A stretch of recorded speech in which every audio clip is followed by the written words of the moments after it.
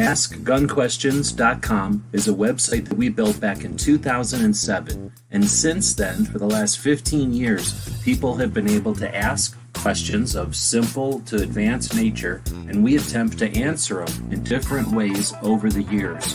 Join us now as we start a new series to answer gun questions. And welcome, everybody. Sorry for the late start. If you're listening to this live, if you're listening to this as a podcast, you don't know, but we started about a half an hour late. We started just kind of BSing off air, I think right at the top of the hour, and we're chatting about us like some gossip, I guess. And then I realized we're half an hour in. So we're starting the show a little bit live, or a little bit late, but yeah, we're here to answer gun questions. It's been a couple weeks since we actually looked over it, since I've even opened the database of questions. So that's what we'll start off with today. But you just had a diversity, or Tony's joining us from New Jersey. You just had a diversity shoot Thursday, right? Yes, just had a diversity shoot Thursday. It was really great. I started off as a slow roll because traffic in North Jersey, whenever we host in Woodland Park, it starts off as a nightmare, and what's ever worse than a nightmare happens if there's a drop of rain or accident. So that's what happened. And my 6 o'clock start, I didn't have my second person walk in until 6:15. That's how bad it was. But I knew it coming in. You know what I mean? When I saw it was overcast, I'm like, this could be bad. And before the end of it, we heard the rain pouring, but we ended up having a decent turnout eventually when everybody got there.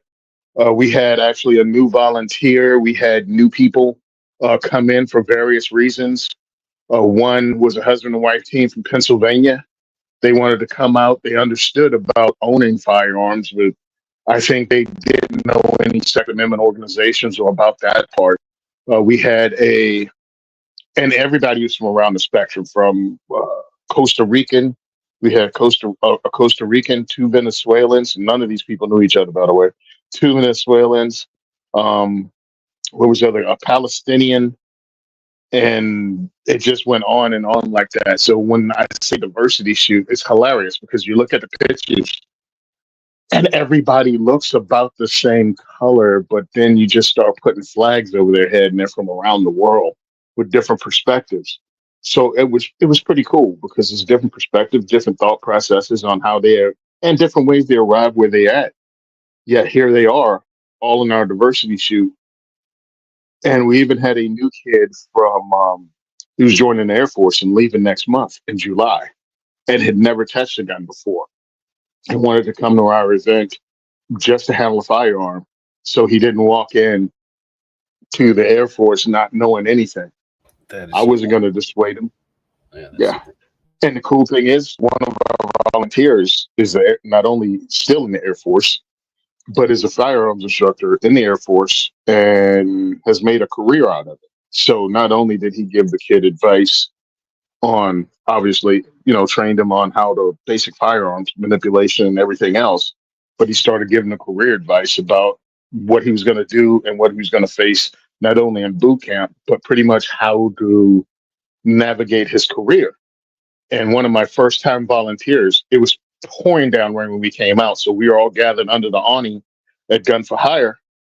One of my volunteers went, "So you're serious about getting a gun?" The kid was like, "Yeah, when I get back, I'm gonna." And the guy said, "Don't wait till you get back here."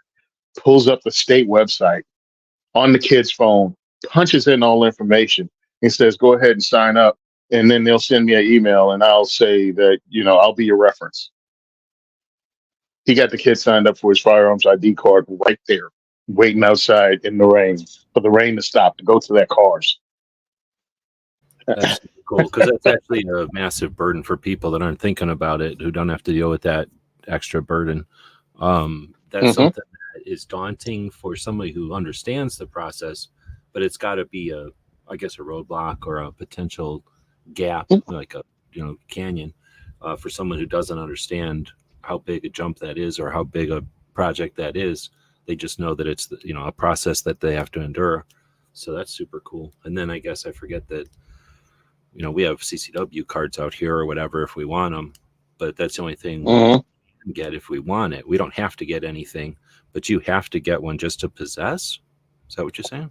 You have to get one. You have to get one just to pick up a gun in a gun store and dry fire. And then But in they order won't to even get hand you a firearm. and that's what it's like in like Illinois, where you have to have a license to possess also. So that means that it sounds like you have to have a background. What's that called? Like a no, what's that called? What's that called when somebody vouches for you? You have to have that, that a recommendation, a reference, just to get not to get a CCW. Like I want to carry a gun around loaded in public or something, which some people can consider daunting, even though they drive in public and nobody cares about that. But you're saying just to even own a firearm, or hold on to a firearm, they need to get character witnesses. That's what I was looking at too. To be there.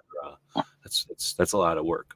So again, for somebody who's like an adult, has done this before, understands, like moved from another state where it was an issue and they just know they have to go through the process, it's still a pain in the ass. But for somebody who's never done it before, that's actually really, really cool. Yeah, I thought it was really cool because I didn't ask somebody. He's about to I go to started the Air off Force. the They don't class. have Air Force bases there, do you? He's probably leaving New Jersey. Yeah, he's got to leave. He's got to go to Lackland first because that's where their basic is. But I looked at him like, bro, you're going to Texas in July? Good luck, brother. And of course, I start my class off going, if you come through my class, and not class, but workshop, I was like, you come through this, I'm going to give you my email address, my phone number. I was like, you want to get a firearms ID card, you want to put in for a carry permit, use my name. I was like, it's just that simple. Use my name because they're going to contact me and send me a questionnaire. I fill it out online and I send it right back to them. I was like, because I look at it this way. You've come here. If you're an axe murderer or serial killer, your background check is going to turn it up. And it's not like if you're an axe murderer and serial killer, you're going to tell me, hey, man, we've been friends for like 6 years now. You know what I do on the weekends? I cruise truck stops with my axe, looking for hitchhikers. So to me, I'm like, yeah.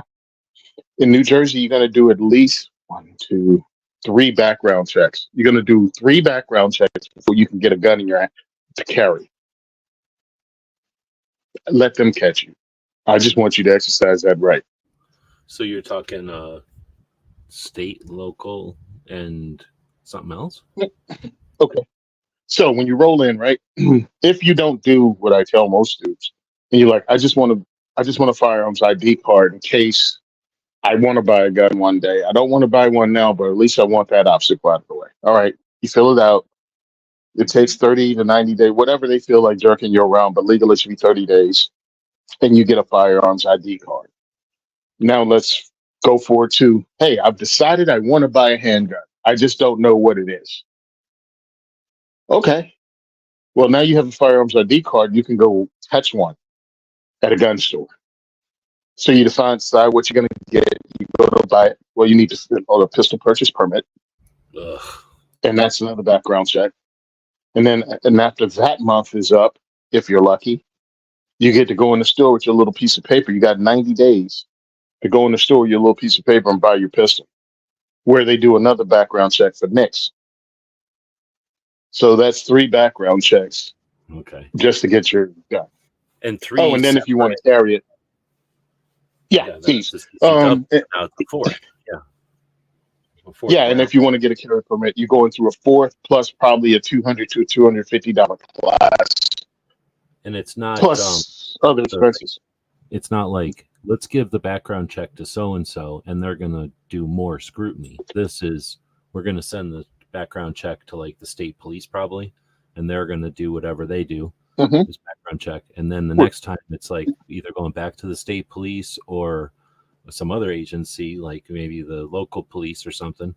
And so these aren't like they just have 3 levels of background check, and you're talking like their 3 background checks are like let's up the level to 3. This is like different times, different agencies, and yeah, it's a lot of work, a lot of bureaucracy. You're saying that it's going to do the job of filtering out or finding the person who's what's the word, like someone who would throw up flags, like because of mental Yeah, or red flags. legal issues or something. But Oh, you also have to fill that out too. You also have to fill out a thing to give them permission to check your mental health background. separately, So all of that's done. that's a whole Yeah. background, like medical background thing. Yeah, that's a lot of stuff that people don't think about because they're wailing you in New Jersey, and it sounds like some other state. I know that there's another. I'd have to look at my maps, and my maps aren't current. The last time I did this stuff was like 2022, but there's something like 6 to 9 states that have those kind of extra erroneous, I'd say. I think that's the right word, like extra unnecessary checks like that, just for the sake of like, oh, just in case it saves a life, which is bullshit speak for we're scared and we want to make this vice that we perceive as a vice more onerous to deal with. And we want to weed out people that are poor or don't have the time or don't understand the system because they, you know, for whatever reason, they figure those folks don't get, you know, they don't need to get the same place in line as everybody else who can either figure all this out or has the wherewithal to figure out a shortcut or whatever, or at least like a recipe that you can follow step by step or something. But anyway, we started off talking about New Jersey something. No, people you had chatted with who are at the diversity going to the Air Force. Okay. Yeah. Sorry. Well, and the thing is, we've been chatting for like a half an hour. So I'm thinking, okay, well, we've been going around and around, but actually we've only really been chatting live for like 10 minutes or something. But I do want to say thanks to people joining us. Woods out there joining us live. Welcome back. Thanks for joining us each week, most every week. Mike White also joining us again. Welcome. Saying hey to everybody. Got Ozzy out there in another state with the same kind of unnecessary restrictions that, well, this show isn't really focused on removing, but we're here to normalize guns. We're here to move the Overton window a bit, and most of everything else we do is with the ambition of getting rid of these, you know, pushing back against these dumb infringements, these laws that are unnecessary, these laws that don't really help, but definitely make it confusing and difficult for the law abiding or whatever you want to. I don't know. A lot of people don't use law abiding anymore. Are you on that boat? Are you on that boat? Yeah, I stopped using law abiding because they kept changing the laws. Yeah. And it was ridiculous. It was like no matter how much I abide by the law. This is like Rittenhouse, and this is even prior to that. I suspect like this is not like, because a lot of people are going to say, "Oh, this is because Trump got convicted." I'm like, yeah, this might have pushed a couple more people over, but this is way older than that. Oh yeah, I mean, I've got posts with that. One of my most popular posts on Twitter is that, and about not. I was like, the difference between law abiding and a responsible citizen are two different things. I'm like, a law abiding citizen will put their family at risk by disarming because the government told you to. A responsible gun owner will maintain his firearm, will maintain his training, and will secure that firearm, but have it regardless of what the government says. I'm like, there's a difference. Government says at the time, because our government was founded to not bother with this shit. And the only times we ever see these infringements are when a specific party with agendas about individual freedoms and their lack of interest in that. That's the only time we see the government even involved in this shit. So I wouldn't even say like, you know, I mean, it gives them extra validity, or at least the implication of validity by saying, you know what I mean? Like that when the laws, because the laws are just indiscriminate. They're written by people and they're unwritten by people. So it's just, when the politics are swayed that way, there's no need to, like you just said, to be completely law abiding. Well, and that's a great point. I've always heard, I've heard in a couple of CCW classes, I should say, I think it's an analogy that, you know, if you're driving up a mountain road, we're in Arizona, so we have mountain roads, and everybody can imagine a narrow mountain road. If there's a big boulder right in your path and you need to swerve into the other lane to avoid a boulder and, you know, not wreck, well, then you're going to avoid the boulder. Now, technically, there might be some actual, like, that's not breaking the law, but in general, like in broad strokes, that's breaking the law. You're going into oncoming oncoming lane. Mm-hmm. But if you can determine that you can get around that boulder and not endanger anybody, you're going to do that. And that would be technically breaking the law. But what Tony's saying is if you're actually going to be 100% law abiding, you're going to either try to break and smash into that boulder or take a right and head off, take a, whatever they call it, a dive off of the cliff, because you don't want to break the law and go into that other traffic, even though it's not going to endanger anybody or be any problem. And save you, because that's the other thing. Like you don't just break the law because it's not going to bother anybody else. It's technically one of those things, like nobody's going to care too much if you quote unquote break a law to save yourself. But if you're just driving in the other lane recklessly and saying, I don't care about the laws, that's a whole other thing, right? But we're talking about like a temporary thing in order to save lives. Like you said, like if you're technically law abiding 100%, you're just going to die or smash into that rock. That's Yep. Anyway. And it has nothing to do with the politics of that part. It has nothing to do with who's president or Trump or any of that crap, because I could give a shit. On a whole, I have my own opinions about what happens when you send the political system, the justice system after your political enemies, but that's something else. That's something else. We're on tangent again, but I was asking you about the diversity. Yep, sorry. You were talking about no worries.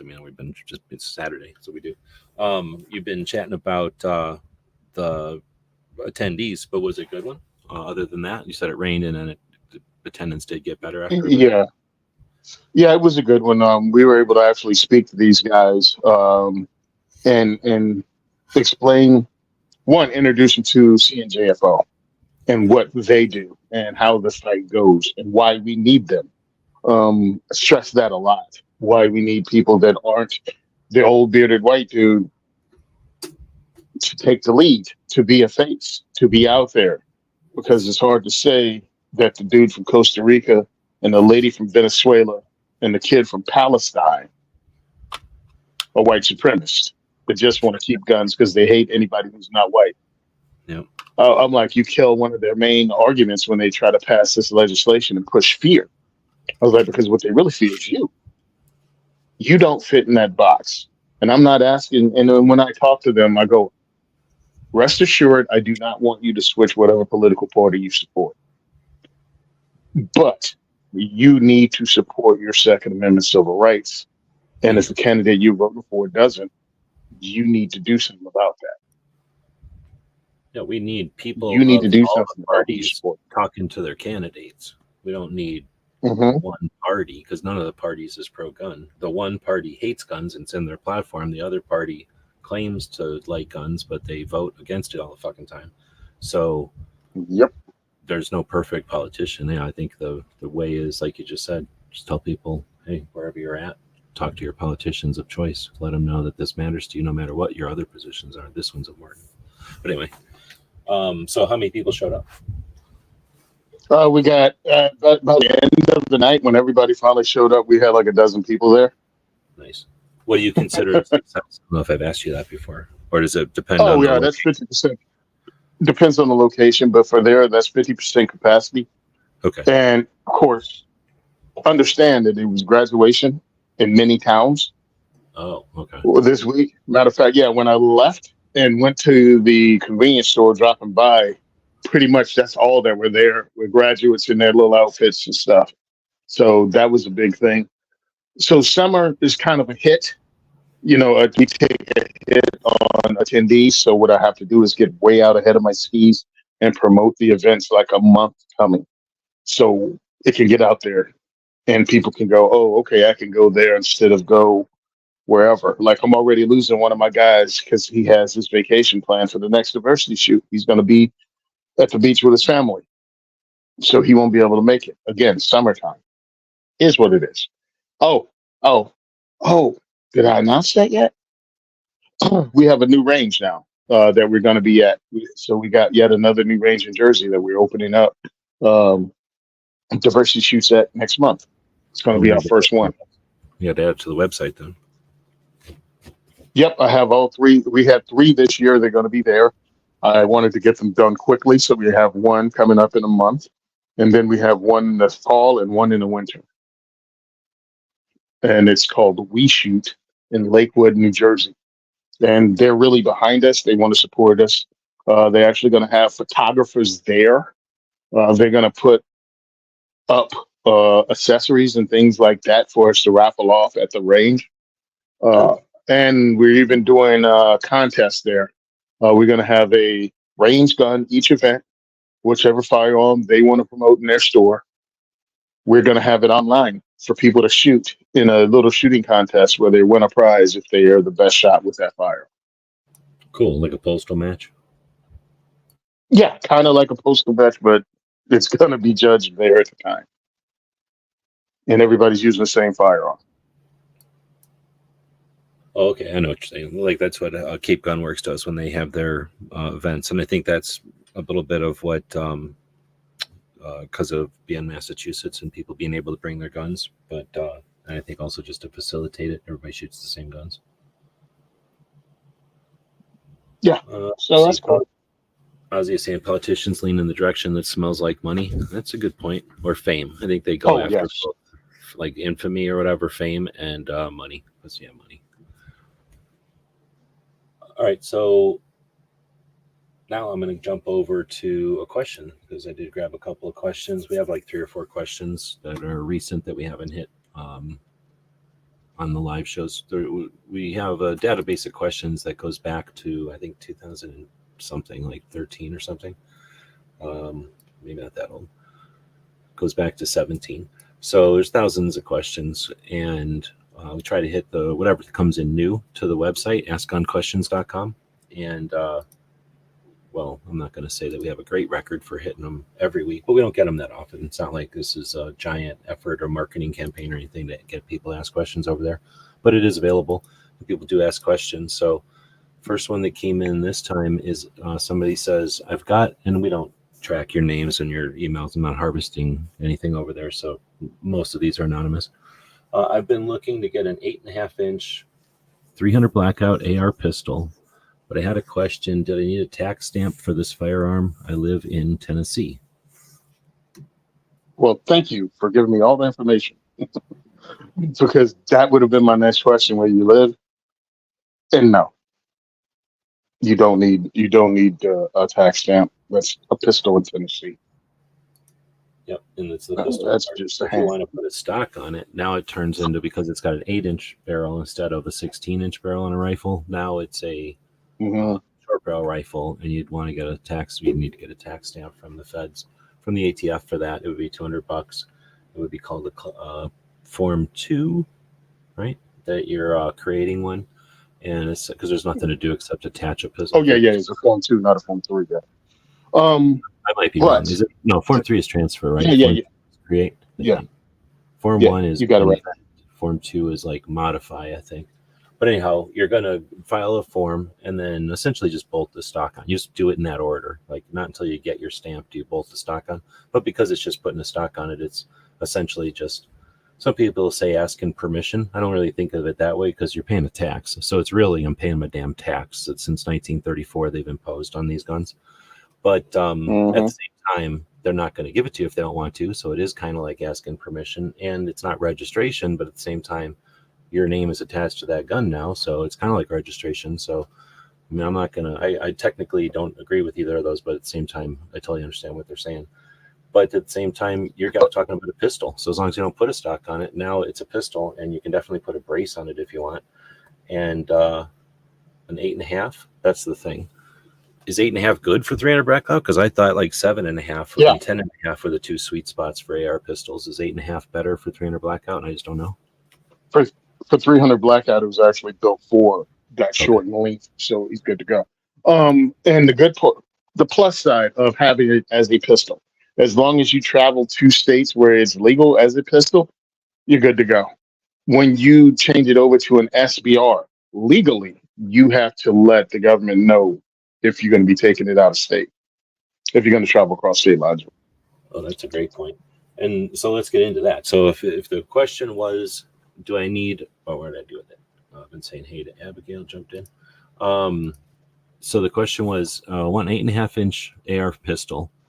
So the 8.5 inch is the issue, but caliber doesn't matter at all. As long as it's not over 50 BMG, then it doesn't matter at all about caliber. So the 8.5-inch part would be let's say they wanted a stock on there, so they wanted to get a tax stamp and make it an SBR. So what Tony just said is super important, and I don't think about it because I don't travel with them, but people that do, that would be a big issue. And that's one of the nice things. That's one of the reasons pistols are so popular. It's not like a whole bunch of people went, oh, there's the law and I want to skirt the law. No, the law is a dumbass law and it exists and it blocks people from being able to defend their vehicles and their hotel rooms and their stuff when they travel with a lot of stuff. A lot of people travel with stuff, amazingly. So if you're going to travel with a lot of stuff and you want to have something capable of defending it, then an AR pistol is ideal because of what Tony just said. You can just mind your business and do what you're going to do in most states. But that's what I was going to say. Let's take another layer to the SBR angle. There's states where, one, you can't own an SBR. So right off the bat, the part where he says, I live in Tennessee. Okay, like Tony said, you're good to go in Tennessee. It's a good state for that. It's only a few states. It's like, oh man, I'm trying to remember my research on this, but it's like less than 6 states that prohibit SBRs. It's not very many, but there are a couple. But is New Jersey one of them? What? That prohibits that you can't have an SBR? Yeah. Yes, New Jersey prohibits SBRs, but we have something, and we can't have AR pistols. We cannot have a pistol over 50 ounces with a handguard, with the magazine going into a separate place other than the pistol grip. So pretty much there's like one X-Tar is the name of the company, and the AR pistol they used to make, they no longer make. So pretty much there's no modern AR pistol that can be owned in New Jersey by a New Jersey resident, but we have something called a non-NFA firearm, which is in essence an AR pistol with a vertical grip, and it somehow meets the regulations, and you can have one of those. Usually because they're dumb and they define things in a stupid way. So if you just create something that isn't able to be defined in their stupid way, then you can still have whatever you want, just not defined by their stupid. But that's because 1, they're stupid, and 2, they don't really care about what they're doing, and 3, people are smart and they're going to be ingenious about it and comply with the damn law. Abigail makes they don't give a crap about you. I want to go ahead and say they don't. Oh, go ahead. Oh, okay, sorry. Yeah, they don't care about you in New Jersey or in other places either. They just want as many obstacles between you and a firearm as they can place there. Yeah, make it as onerous as possible, and they think that that's going to somehow reduce crime. At least that's their suggestion. Abigail makes a great point that the Form 2 is for SOT. So if you're a licensed FFL, you can get an additional special operator's tax on your license, which allows you to build guns. So some manufacturers don't need to worry about, well, I guess manufacturers also have to worry about this. But anyway, you can be an FFL for manufacturer. You can be an FFL for other things like pawn shops and stuff. You can be an FFL for a collector, but most FFLs are gun shops. And those FFLs need to get a special tax stamp to create guns. And the Form 2, I guess I was thinking about a shop creating a gun. So Form 1 would be when a person wants to make an SBR. So essentially you're taking your gun and you're turning it into an SBR. You do a Form 1. So it's been a while since I did all that stuff. But, or I've dealt with all that stuff. But we'll keep going. Ozzy said that you can't have an SBR in Illinois. Abigail saying in New York, you can't have SBRs or SBSs, but you can have a destructive device. And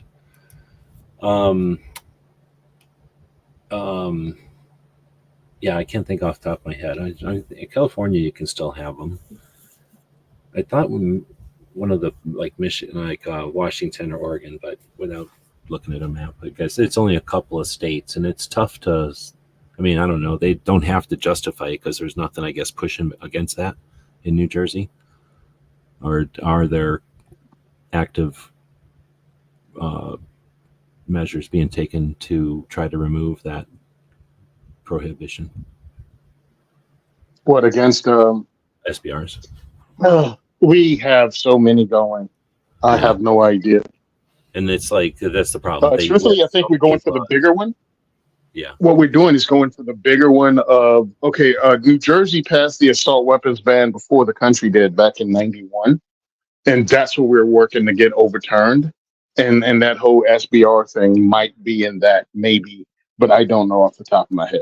No, that makes a lot of sense, because that's what I say. You get so many bad laws that even if you tried to do remove all of them, you'd either have to do them one at a time with everybody's effort. Let's take this one, then this one, then this one. That would take a long time. Or you'd have to divide everybody up and say, everybody campaign, champion for the ones that you care about. And then they would all just be whispers. So they win by putting so many of these bullshit things on you that it's just very difficult to push your way back out, or to challenge your way back out and everything. But that makes a lot of sense. Try to get rid of the linchpins or the key stones, and the rest of it hopefully will crumble. Like, oh, okay, you can't have an assault weapons ban. It stands to reason you can't also ban all this other stuff. Yeah, so that's what they're going for, because it's one of the things that annoyed me out of me is when you got to tell people, look, for us to get a win in the Supreme Court, we have to get to the Supreme Court, and to get to the Supreme Court with a case takes $1 million. I'm like, so yeah, you need to donate to your Second Amendment organizations that are local, because they're the ones that's fighting the fight in your state. And that's why I tell them that. I'm like, donating to the big groups can help, but the big groups have their own agenda. Your state has a state agenda. So in Illinois, if you want to get rid of, you want to be able to own SBRs, you got to donate to a state group, because national groups go, we got federal SBR laws. Why should we, help out the few, less than 10 states? We're not going to waste that kind of money on that. Well, hold on. I think the way to look at it too would be, you've got the national level organizations. You've got the biggest one is NRA, $220, let's say, $1 million a year. And most of that is either tied up with dumb shit that they've gotten themselves into with the advertising and lawyer obligations. And now that they've removed some of the bad players, they'll have less of those, like legal burdens or whatever, obligations. Mm-hmm. And hopefully they'll sue some of those dudes for some of those millions. It'll just be millions, but it'll bring back some of that money. But anyway, the NRA is definitely not. It's our battleship, or it's our aircraft carrier, I guess. That's not really an aircraft carrier. Aircraft carrier implies that it launches other items off of it, and it really doesn't. So let's just call it a battleship. So it's our big boat. Sorry, Navy. It's our big ship. But it's not being run well, right? It had a bad captain, and it's under disrepair. And while it exists, it is what it is. It's not doing what we want it to do yet. We have people working to get that back on our side, but I'm just saying, if we're complaining about why New Jersey or Washington or Oregon aren't getting help, well, that is our big player, and it's not run afoul, but it's definitely not being run right. I want to hesitate, because I want to say there's a lot that it's getting done. It's just not the stuff that everybody cares about as far as these laws and stuff. But then we get to the other national level organizations, and they all have a hammer, and their hammer is lawsuits. So everything they do is lawsuits.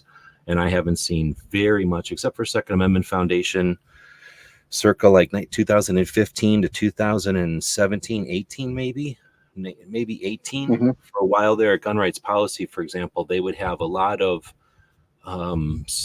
daughter companies. I think that's the way you would call it, like daughter organizations that they created and fostered. FBC is a daughter organization of Second Amendment Foundation. I don't know how many people know about that or pay attention to that anymore, but it existed by being a good idea in California, and then Second Amendment Foundation supported it until it could stand on its own. Then they got in a big fight, and then they made friends again or whatever. But now they're independent. But these things all kind of get started by good ideas from people who know, like, hey, we need something international, or hey, we need something in this state or whatever. So anyhow, we've got the national level organizations are mostly one-trick ponies. Like they except for, like I say, Second Amendment Foundation for an era, because they don't do it anymore. I can guarantee you they don't do it anymore. But they used to, spawn organizations.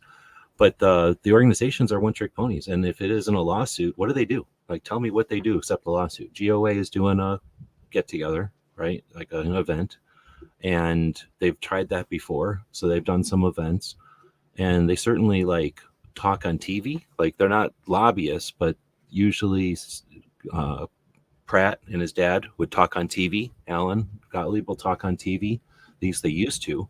I haven't seen them on TV very much anymore. I don't know if that's because they don't get invited or they're just not interested in that aspect anymore. But when we talk about the states being abandoned, I mean, I don't know who we're mad at, because these national level organizations are never asked to do this shit. Like, they don't go to New Jersey and Washington and Oregon, but guess what? They're not in Arizona and they're not in any state. Like, they don't do shit. They don't do that. They're not in New Mexico. Everybody remember New Mexico getting wailed on? Like, FPC does, but FPC is $1 million. I mean, okay, now it might be $3 million, but compared to all the others at $15+ million, like, what's FPC going to do? Like, there are a couple of people and they're doing a lot, but they're not our superheroes. They're still just doing lawsuits. So I don't want to claim like they're not doing shit. I'm just saying, when it comes to like who's going to help Colorado, well, Colorado's a bad example. Who's going to help Washington State? Well, I guess that's kind of a bad example too. Who's going to help Oregon? Well, it's not like nobody said fuck Oregon. It's just that nobody said, hey, get the hell over to Oregon. I'm sure there was somebody there, but it wasn't like the national level organizations have these like what are they called? Like, quick reaction forces that are designed to go out and provide aid. They just don't do that. That's not their role. So I'm not trying to make any excuses. I just don't want us to think like, hey, we've been left. Like, no, we never asked for this and we've never been given it. And we just act like it's lacking, but we've never had it. Like, when did we ever have a national level organization that ran over to help New Jersey? It's never happened. It kind of happened for a little while with the NRA in the 90s. And again, what goes on is the NRA ILA has people in every state, or if not every state, they have regions, so they know what's happening, and it gets prioritized. And it's not as if any organization, especially NRA, is the big one that it is, and it is our biggest Second Amendment organization, doesn't have an endless pit of money. So they have to pick and choose over what happens nationally. What's the biggest thing what has the most effect? And that's what they're doing. So that's why I say you join your state one. Well, your state organization is going to be the priority. I mean, your state is going to be the priority for your state organization. Well, it happens. You want to fight in your state? Mm-hmm. I was just Rocky Mountain, Colorado, and in Washington to some extent, and I guess maybe in Virginia, is that the national level organizations live there. So NRA is like, why should I put money into these states? These states get $15 million each state, and they can't protect their own states. They need our help. Like, I can see it. I mean, I'm not trying to side with NRA or nothing, but I can understand in the big money game. Yeah. Like you're saying, hey, I got to work in New Jersey. There's nothing in New Jersey. There's no national level organization based in New Jersey, right? Everybody's abandoned. Nope. Like, stuff started in California, and there's great organizations in California, but not national level organizations. Well, I don't know. FPC might still be in California. I really don't know. But anyway, so that's where I could, again, I just wanted to, since we're just BSing here, throw that out that it's not as if we have quick reaction forces. That's what I was thinking of, that are there for our 2A. We've never had such a thing. Maybe we should have them. We got plenty of people that understand triage and understand quick reaction, and we have people that understand violence of action in media, are fluent in media now, but understand violence of action, and reacting quickly, and how effective that can be in an overall long campaign. So I'd love to see people do that in our area here. Imagine a Walk the Talk America that was a quick reaction force for when states get pushed on by individual representatives, or usually Bloomberg money. But I'll shut up. Mm-hmm. Yep, Bloomberg money all the time. But hey, listen, we have a lot to teach people. And have we spoken since I came back about the conversation? Yeah, we spoke about that last Saturday. Never mind. A lot of people don't know.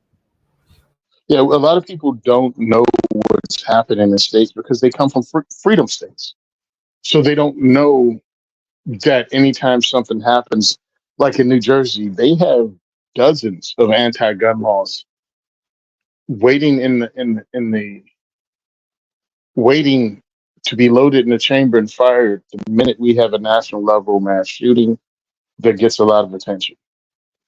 And what they do is wait a couple of days to see how bad it is, and then they just launch it.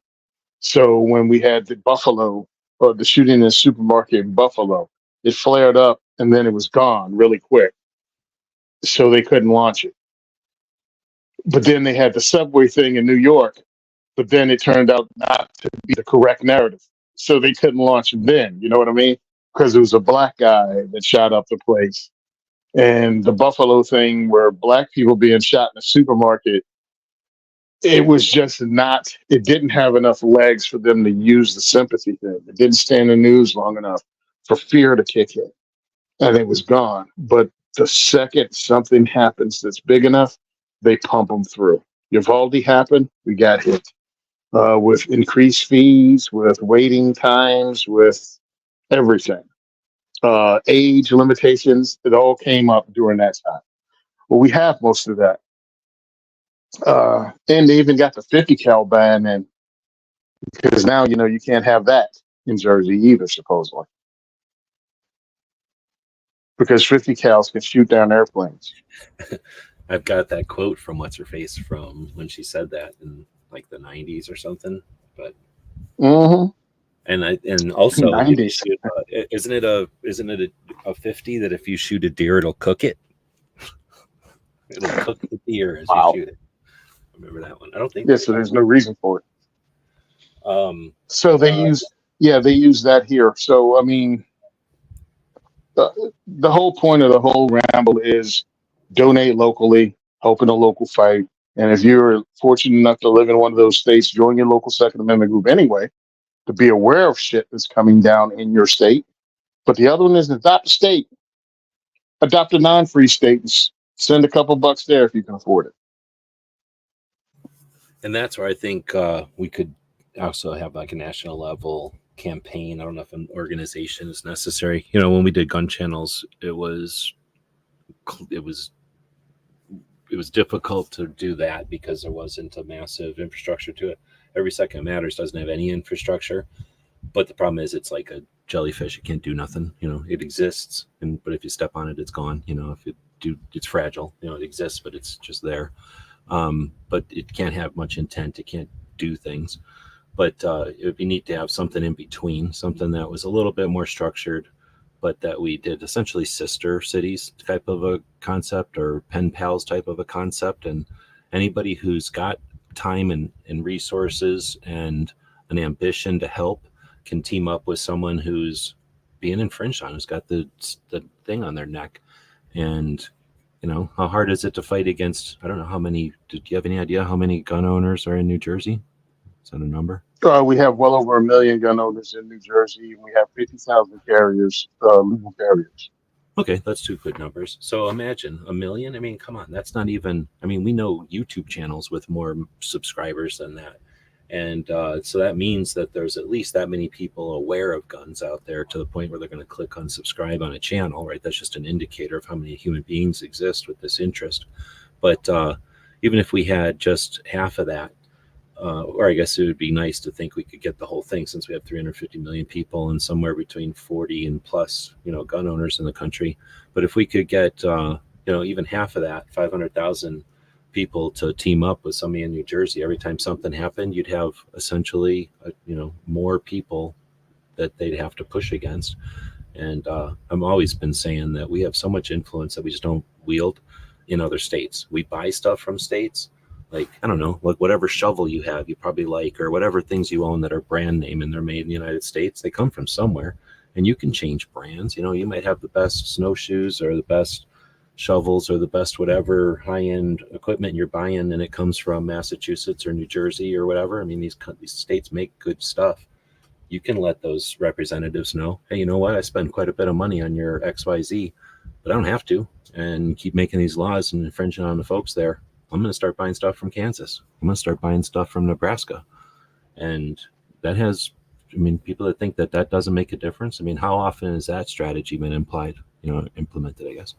What would happen if a campaign, was done on that, and New Jersey started saying, oh, wait a minute, we don't just exist in an island here. We keep claiming that all these guns are coming from other states and they need to change their gun laws, but in reality, we get all our money from other states, and if those people start moving their money around, like, we're going to just wither on the vine. So maybe we can quit trying to be mean and push our weight around on these. Well, another thing you can do that one of the guys that supports me said was make donations.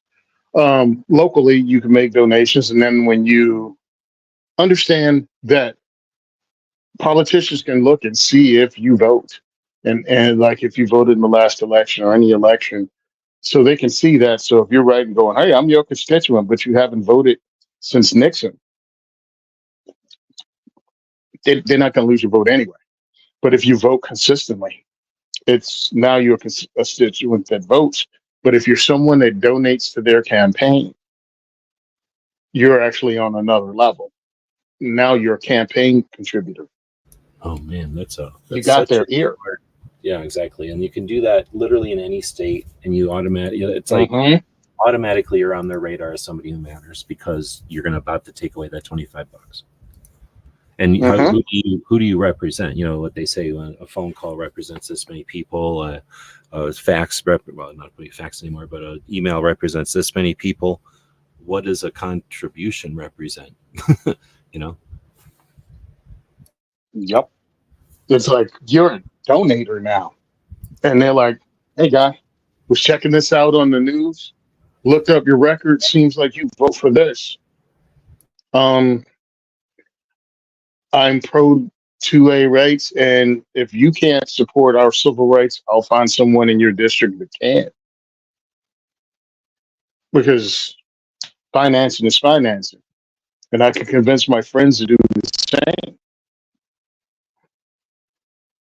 And it doesn't have to be true. And another thing we often talk about is... No, it's totally true, because what does an Instagram post cost, And it might have implications. So I think that's super interesting. And it's, again, like, I think it's unrealistic, because I've been bitching about this for years now. I think it's unrealistic to have our existing national level organizations give a shit about any of this. It's just not in their focus. But a new one, and if somebody's out there like, I wish I could contribute, what can I do? Right there, what Tony just described, creating something as simple as a spreadsheet, essentially, some way to manage and organize a spreadsheet that enables and amplifies and archives maybe that strategy of, you can log in and you can say, on your own, voluntary or whatever, it's not like it's happening, but somebody could log in and say, I'm supporting these 3 candidates. People could log in and talk about how many candidates they're supporting. Imagine how big that would be real quick. And again, you could take $100 a campaign and divide it between 4 states, New Jersey, New York, California, something else, and go, here's $25. Start supporting gun rights, or I'm not giving you another $25 ever again. That's kind of neat. It would be cool if some of the people we've heard of in our realm who contributed to antis, it'd be neat if that's what they were doing, but I'm sure that's not what they were doing. But, if it's something kind of inconsequential, like $25, and then the other side of it, I've contributed to people that, like Toby's had on in Massachusetts, someone running for office in Massachusetts who I know is gun friendly, because I got $25 to throw at something like that. I'd like to see Massachusetts be more gun friendly. So here's $25 towards that. So you don't even need to necessarily try to play the game and be contributing to someone you'd like to change their mind, but you could just contribute to people who are on our side and encourage them to stay there. Yep. Yeah. I mean, I didn't think about it until he pointed it out, and I was like, holy crap, that's freaking genius. Mm-hmm. And he's looking at me like, it's called a campaign contribution. Now, who was it? Yeah. Huh? Who brought this up? What was that? Oh, one of the guys that support the work I do in Jersey, and it was like, it was in the middle of the night. We were at his place, his business, and he was giving me stuff to raffle off. He'd moved, so he'd cleaned out his holster drawer. So he just had various holsters he tried over the years, and he had it labeled, Glock 26, 1911s. So what I'm going to do and have done is put together like 1911 giveaway, and I just had some stuff, 1911-ish, and we raffled it off. But as he was handing me like a truckload of stuff, he was like, "Yeah, you ever think about telling people to do that?" I was like, "I have now." Yeah, I like it. So that's what I've been doing for the last 2 years is dropping that little bit of how you can make a difference by actually contributing like $20. It's like all of a sudden you've jumped the line. You've gone from somebody that fills out a form letter on, FPC's website Yep. to writing your Which is own letter. which is useful, but still, you can do more. Yeah, you can do more. I mean, writing your own letter is more than just doing the point and click thing, by the way. Um, Writing your own letter, or just copy that letter and just send it individually. Copy the letter from the major organization that has the word and everything you dig. I mean, truthfully, I say reword it Put it and in put it in your AI own words, nowadays. Put it in AI.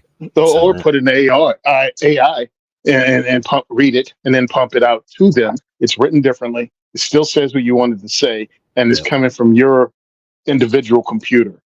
Because when they get lump, 30,000 people said this. That's not just one email. I think they counted as one. I don't know. But Well, I'm they just saying, do it count individually. separately, and they give it weight, but they do count it separately than everything you're talking about. Every individual who takes the time. Yeah. So that's what I'm just trying to tell you. There's steps to this. There's levels to this, and there's levels of your involvement and how much you have to be involved to make a difference. So, because people say I don't have time, I don't have as much time as you do. Cool. You don't have to. These are things you can do step by step. Yeah, I think you make time for what works and what you like and what has been successful. So I can understand somebody being hesitant to dive into something like advocacy, but because what routes are there besides do nothing or jump in and start doing stuff that you see other people doing? So I think that's another aspect to it that allows people to participate at their own pace and their own level. I mean, $20, whatever, you could be $5, you could be $100, right? Everybody's money is different to themselves, but that's something that everybody can start doing and be part of the change in the world they want to see without having to, I don't know, do something publicly like join an organization, wear a shirt, any of that crap. Mm-hmm. Get their toe wet privately, right? Get their toe wet, see it happen. And again, we really care about changing the thing, not seeing a bunch of people wearing a t-shirt or worrying about how big some organization gets or some campaign gets. So I dig that a lot.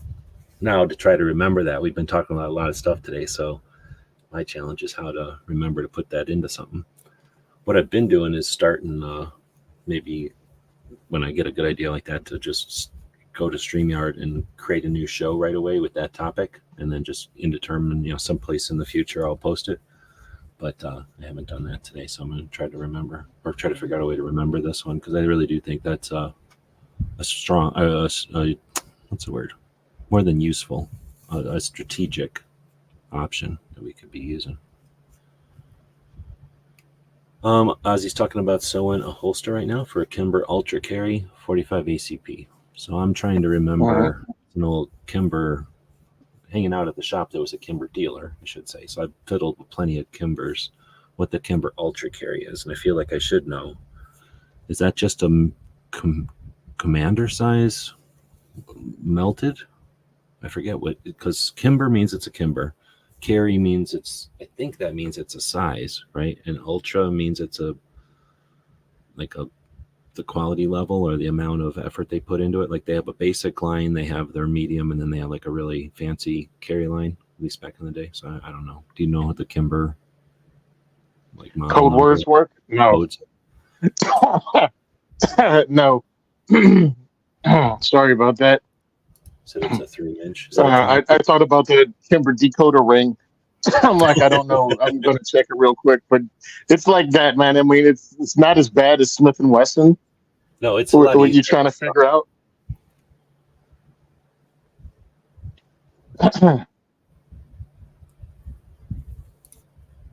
Agrizer Okay. it won't let me.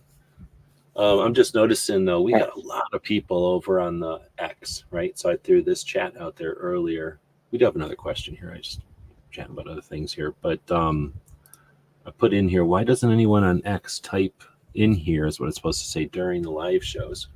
There's a bunch of people watching. It must just be a facet of X that people don't chat. Maybe they don't see enough live stuff on X yet.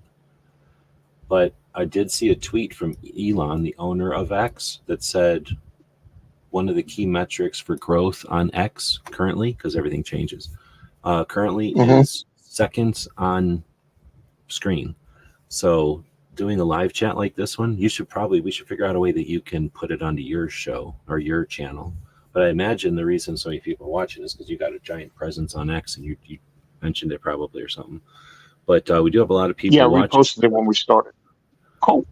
So it's probably, well, I simulcast. So it's through StreamYard. I'm simulcasting over there, which gives people a chat room and everything. It's just nobody ever uses it. Like over here on YouTube, people are chatting all the time. We're used to it. It's like what we do. But I don't know if it's just a cultural thing on X or if it's just they're not used to it. But I'm just throwing it out there to let people know, like, hey, definitely feel free to be part of the show over here.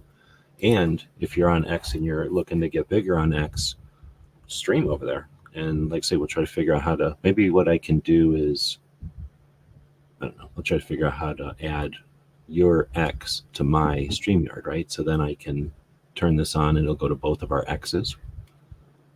That might be the way to do it. If you're down with that, because then that would give you them hour I'm down. seconds, But because you've got way more people on your X than I do. But that being said, there was a question: what would be considered a good scope for a Remington 700 to reach out about 600 yards? My experience, I'm less experienced than Tony, so I'll just say that's nothing. 600 yards, I do that with iron sights, so I'm pretty sure any scope will get you out there. I don't think you need to break the bank for 600 yards. If you're going to be tromping around, I would say get something rugged. But if you're just going to be taking it to the range and stuff, my advice is you could probably go cheap on this one, but Tony might have a different opinion on it. All right, there's backup questions. Yeah, where are you going to be using it for? What are you going to be using it for? Because it determines now. Are you asking? Let me see. What would be considered a good scope? See, you're asking a couple of different things. I don't do long range shooting, so I'm not an expert. But I'm on a show, and we talk about optics all the time. And one of our guys is a long range shooter. He's taking classes, and that's one of his pastimes. The other two are competitive. One's a competitive shooter. The other one's a hunter. So we have some guys that knows glass. It's not what I do. Couple of places you can go. One is Primary Arms, and the other is Add-A-Ball. And they not only help sponsor our show, but have the best bang for the buck when it comes to optics, because the price. And the other thing is, so you check that out, you check the price. Primary Optics, primaryarms.com, has different levels. They have gold, silver, and platinum. I think those are 3 different levels. And when you go to those 3 different levels, you have 3 different price ranges and quality of glass, the number of options you have, whether it's first focal plane, a second focal plane. Please don't make me explain all that because I'm not really good at it. It's like art. I know when I see it. But those are the places you go to look at stuff like that. One of the things that people do, though, is get too much magnification when they're going out and depend on it too much. So a lot of people go, oh, you get something like that. It's like, I don't know. I'm making up a number. 5 to 22 is your magnification range. Well, it's only 600 yards. You don't need that much magnification unless you're using the magnification to identify a target. You don't need it to actually hit the target. Well, that's a good point. So, yeah, if you're just trying to hit a circle at 600 yards, I mean, like I say, I do that with iron sights. But if I was trying to tell the difference between a rabbit and a cactus at 600 yards, that's a little bit different story. So understanding that. So you also, again, depending on what you're doing with it, you said what's a good scope. If you're just at the range and you have a 600-yard range, we have one here in Jersey. I've yet to get to it. But if you're only trying to hit steel or target at a 600-yard flat range, well, weight makes no difference. But if you're going hunting and you're gonna be walking, weight makes a difference.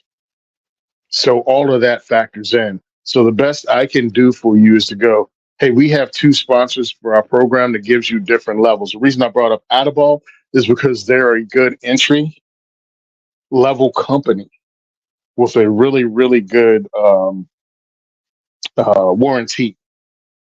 And they're there. That's why I brought them in, because I try to save as much money as I can. And the only reason I know about them is because I'm on this show, and they ended up eventually being one of our sponsors. And we've had the owner on, and his thing is getting glass on the regular dude's gun, and introducing people to it at a price point they can afford. And Primary Arms, again, has a range of optics that you can check out. So those are who I suggest you at least look at. And that way you can educate yourself on their website, because they do have a lot of information there for you too. So I'll just guide you in the right direction, or guide you in a direction, and you can take it from there.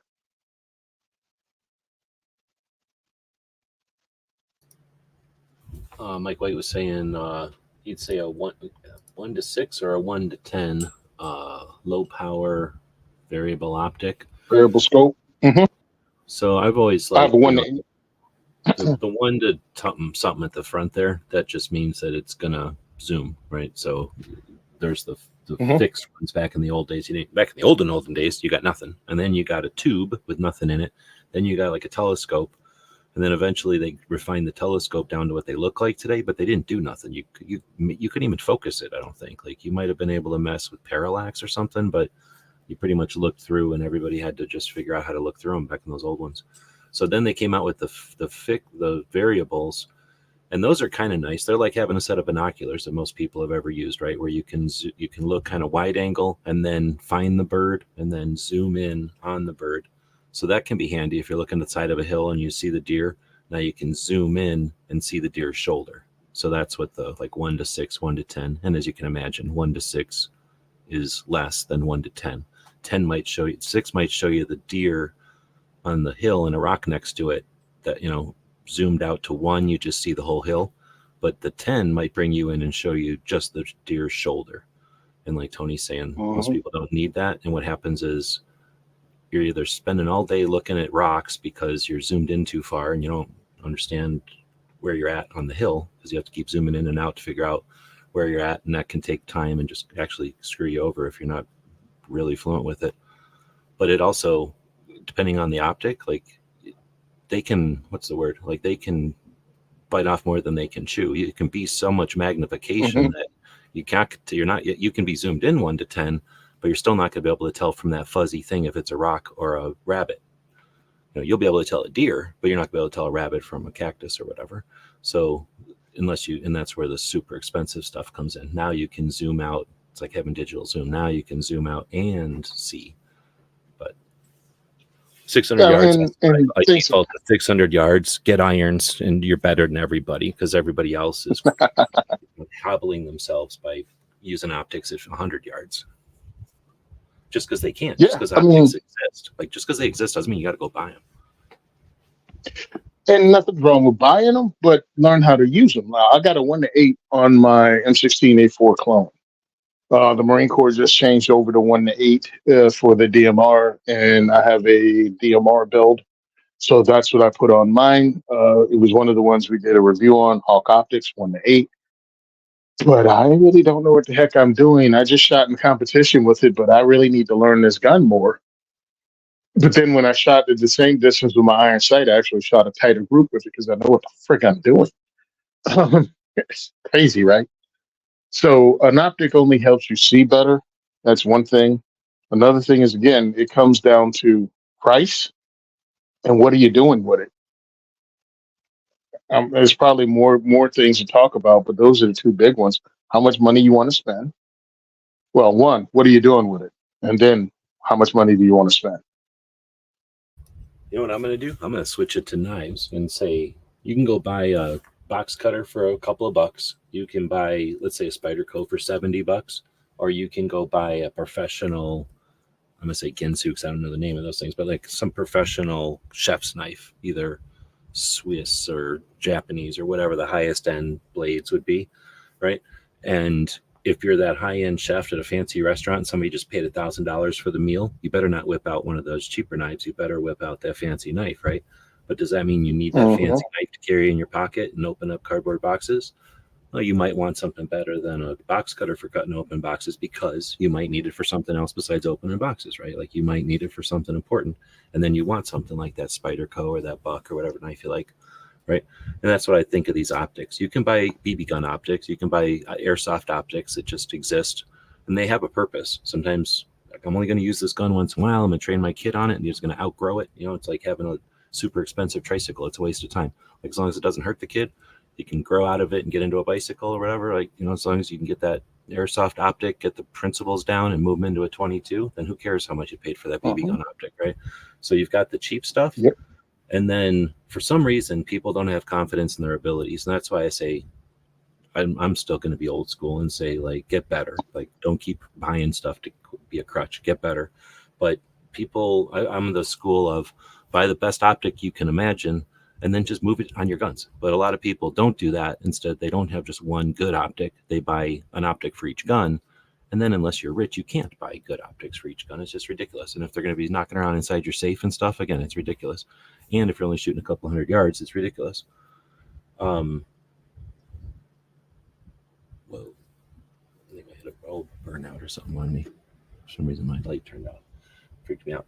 I'm going to quit there. And do we want to get into, Abigail mentioned the difference between, is it fixed focus? No, wait. First focal plane. First focal plane and second focal plane. Yeah. Do you want to just mention that, I guess? Man, she nailed it. I mean, that's one of the things. The reticle zoom, when you zoom in on the first focal plane, it gets bigger. And and on the second focal plane, the reticle stays the same size. The more expensive one is the first focal plane scope. Because it's essentially, if you think of it, like your crosshairs on there are going to stay the same size or not. And if you zoom in on something and now that rabbit is big, who cares, right? But if you zoom out, well, now your crosshairs are like a telephone pole in front of that rabbit, so you can't see nothing. And that could be really annoying if you're doing something where that matters. But if you're shooting at 600 yards, no one's going to even know, because you're probably going to leave it zoomed in all the time. So it's one of those things where for some people it's critical and other people could care less. And there is a price difference usually, right? Yeah. First focal plane is more expensive. And understand, everything has gotten less expensive over the years from when I first started the Gun and Gear Review podcast almost 10 years ago to now. $1,500 to $1,600 scopes, then the features in them and even the glass on them, pretty much half that price now for the same features and equivalent glass. So that's what I ask. How much money do you have to spend? Because a lot of these features are being able to had in less and less expensive firearms. And one of the reasons I suggested the primary arms over others is because they have different level. You know, they have the gold, silver, and I think it's platinum. I forgot what their top of the line one is, but they have 3 different levels of, actually 4, that you can look up and check out. They also have something called a classic line if you like the old school looks or the old school reticles. And some of the old school options. They have something called a classic line. So that's why I suggested what I did. And when you can go on that page, I think they have more information that you can look up and became as almost like a educational source of information. I forgot where the question went. It was something like an AR. It was a Remington 700, right? How far do you feel like you can take a Remington 700?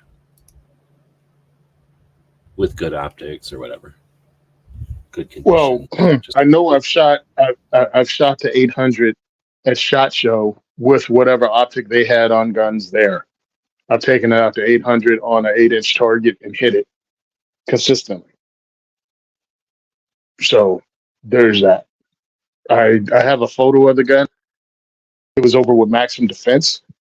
But I knew it was good glass because it was Maxim Defense, and they're, one of the higher end companies when it comes to guns and optics and whatnot. But I couldn't tell you exactly what it was.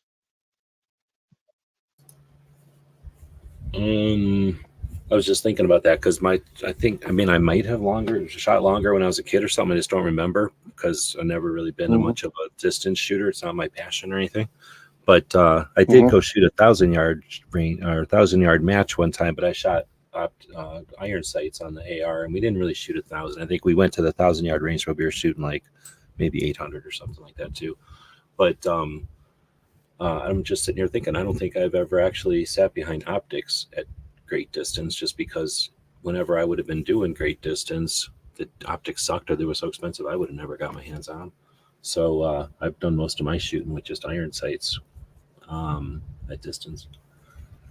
Chris is saying, one of the Chris's is saying, straight up beginner, get a Monstrum Hornet, unbeatable price and quality. I was going to say, then you definitely want to go check out the other Chris from the 740's channel. He's probably got a video about it.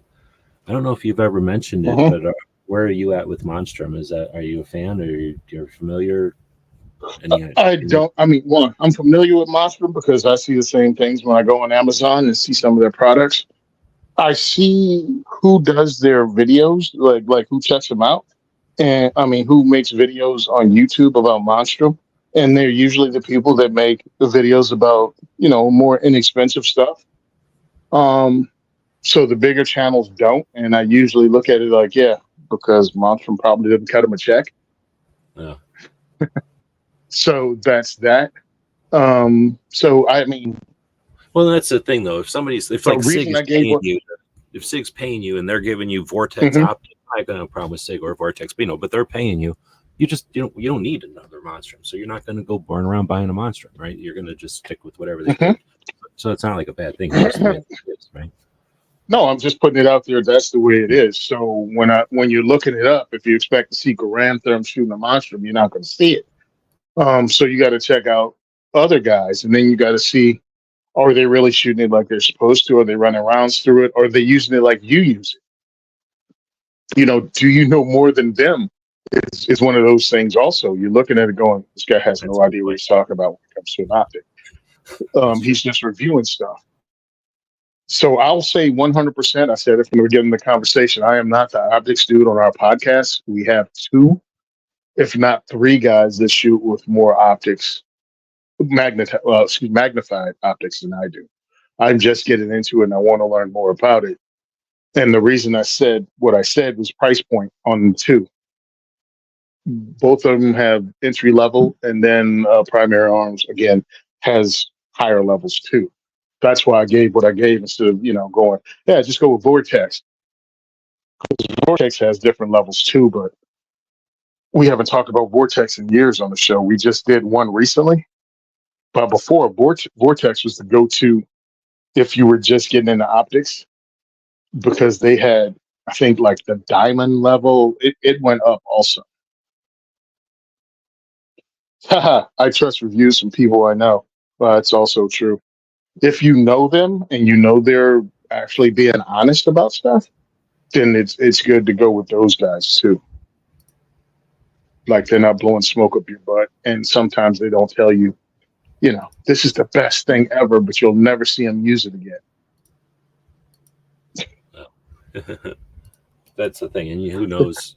It's who you know, like, because Gizzard happens to be a dude who's gone to places and literally knows people, but a lot of times, I just did a show on this. I don't know nothing about it, but I seen it on some show, and the phrase struck a chord or whatever, and I did one of my workshops on it, just to put the concept out there. But I think it's called pseudo-social, really. It's essentially the relationship between the audience and the person creating content, and it's been around since the old days of TV and radio and stuff.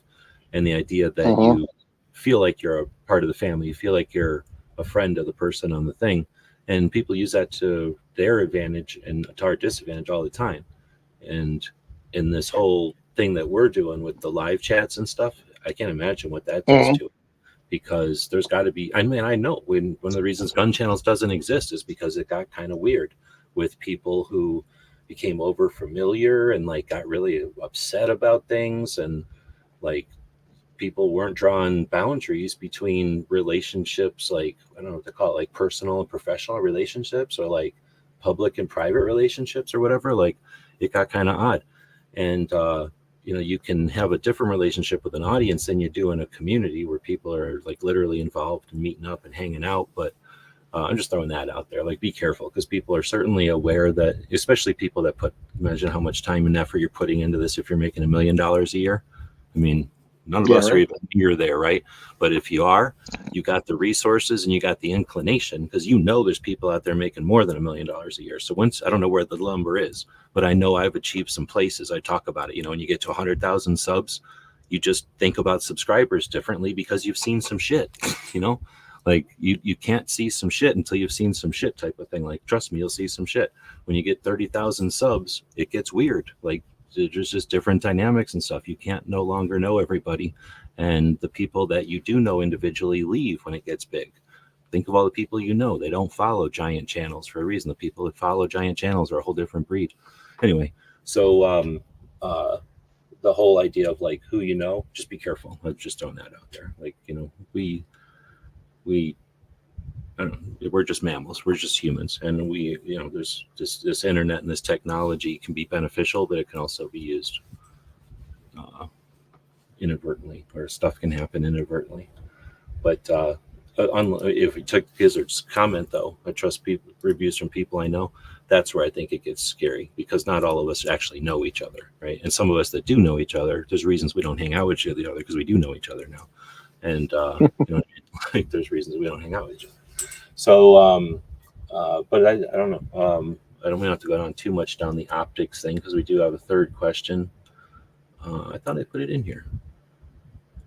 I thought I did. I did not. And it's an easy one, though. And I don't know how much longer we've got, but let's shoot for I just didn't hit the button. We have, let's go for an hour and a half or something. That gives us another 15 minutes to chat. But this one's a fairly easy one. Can my Saiga 308 rifle fire 7.62 by 39 ammo? So, easy question. Because 308 is the bigger of the two. Once. But no, it'll fit in there, but it'll flop all around and it won't headspace and do anything. What? The 308? It's not 51. 39? Not 51. Wait, 39. what? You're thinking 51. Oh, hell no. Oh, dude. Wow. Yeah, I was thinking 51. I didn't even read it. I was actually looking. Tony's thinking 308 and NATO 308. Then yeah. They fit in the same chamber, essentially. I forget which one is which on that. I think it's the opposite of 223, right? Like, you can definitely shoot. It's the opposite. NATO and 308. 308's stronger in rifle. Mm-hmm. But anyway, this is 7.62 by 39. So the AK round in a Saiga 308, it'll fit in there, but it won't do anything. It'll just fall into the chamber. The bullet might go down the barrel, but fall into the barrel, like the whole bullet, but it will be way in there and it'll never hit the primer, or it'll hang out in the back and maybe hit the primer. That'd be the worst case scenario. I can't imagine how you'd have to like jam cotton in there to get it to hit the primer, I think. And then the bullet would go off, I guess, and probably make a mess, but I don't think it would really hurt a 308 chamber. But I don't know if I've ever seen such a thing. Have you ever seen like that kind of misfire before? What, 7.62 by 39 or 308? Yeah. I don't think it can go off. That's why I don't think I've ever seen it in all my time at the ranges. But if it did go off, I'm saying I don't think the 7.62 would really do much. It would kind of explode in there a little bit, but you know how bullets explode when they're not in the chamber? They don't really explode. Yeah. So it would just kind of make a mess in there, I think. But I don't think it would really hurt the gun. You'd have to clean it. And you'll be fine, because it's a lot lower. I didn't look it up, but I'm thinking 7.62 by 39 is an intermediate cartridge, and a 308 is a battle rifle cartridge. So my assumption is the battle rifle cartridge has a higher chamber pressure, so it shouldn't be affected by at least the pressures of the 7.62 by 39. How you fight that sucker out of the chamber if it does go off, that's all on you, how it fire forms. That's true. Yeah, it's going to be gross, potentially. It might just fall out. Like I say, I don't think that's ever even happened. At least I'm trying to think of all the times I've seen pictures, and that would be the kind of thing like, oh, I've never seen that happen, and you'd look at that picture, But it's like a 9mm going off in a 45 ACP barrel. It just can't happen, so it's never, you don't see pictures of it, because it would be I don't even know how you would make it happen. You'd have to be pointing. You'd have to put the 762 by 39 in there, and then bounce it up and down on a. Somehow get the hammer to stick the hammer out, and then bounce it up and down straight up, or something. Like, I don't even know how you could make that. And even then, I don't think you could bounce it enough to make the primer go off. The primer has to be struck pretty hard. And these are all rifles. These aren't pinfires or something where they're going to go off accidentally. Like rifles actually take some intention. So I think we can confidently say no. I'm going to confidently say no as much as the AI would confidently say no in this case, which is like 100%, but I could easily be wrong because I've never actually verified this one. But I've been around a lot of ranges over the years, and people are just make mistakes and don't understand, don't read, and I could see somebody pick up a 762 by 39 accidentally, and if they were supposed to be picking up a 51. And like I say, even if they can't load a magazine, it wouldn't fit the magazine at all. So it'd have to be a bolt action, I guess, or they'd have to be single loading a semi. Nobody does that. So yeah, it would have to be like a YouTube video where somebody tried to do it. And I guess I've never watched videos. It doesn't accidentally happen. That has to be intentional. Yeah. It's not like the kind of thing somebody blackout in 5.56. Actually, it's been so long since I've even been around those. I must have at some point in my life tried to jam a 762 into a 308 or a 764 by 54 probably just to see how much bigger it is, but because I'm assuming that's how I know it flops around in there. But I don't think I've never even have. Maybe I just understand that that's a much smaller thing than the chamber. But anyway, that was but it was an unusual question. We don't get that. I've never gotten that question before, and we got 1,000 questions or more. So I guess that's a thing. We'll end it there as far as answering questions. I've been asking people who are joining us live if they have any questions. I don't think I've missed any, and I'm still not seeing anything over on the X. But I did, in fact, find where you can do like a YouTube-looking chat over here. So what I think is people on X are on their phones, because people on YouTube are half the time they're on their phones. We don't really know, but I think a lot of times people that chat are sitting at a computer or are like DJ, where they're just so used to using their phones that they're savvy with chatting on their phones. But I think people on X might just be like on the train, driving, or passenger in a carpool or something like that. I'm assuming everybody on X works in a city and they're busy commuting most of their time. But seriously, I mean, I don't know. You commute. What am I saying? You must commute to at least to the diversity shoots, if not to work every day, where, I haven't had that kind of 9 to 5 in a long time. So I'm guessing that's where a lot of content gets consumed, is while people are, en route in some way, not traveling as much as commuting. Yeah. Yeah, cool. Man, I need Abigail as my second, because she nailed it. I just looked at our chat. Yeah, 51 is less than 308. That's what I thought. It's the opposite of the military caliber and the civilian caliber in 5.56. My commute is less than 10 minutes. Okay. But I know you drive hours when you go to the shoot sometimes. Oh, yeah. Oh, definitely. I mean, yesterday, I think it was over 2 hours to get up to Gun for Hire range, shooting not yesterday, but Thursday. So I go through different things. Like, there's programs and stuff you can listen to on X now. I've only listened to a couple of shows, and I was actually on one of them once just to check it out. So X, I think it might grow. Hopefully it does. Everybody, said it was going to die when Elon Musk took it over, but it's still there.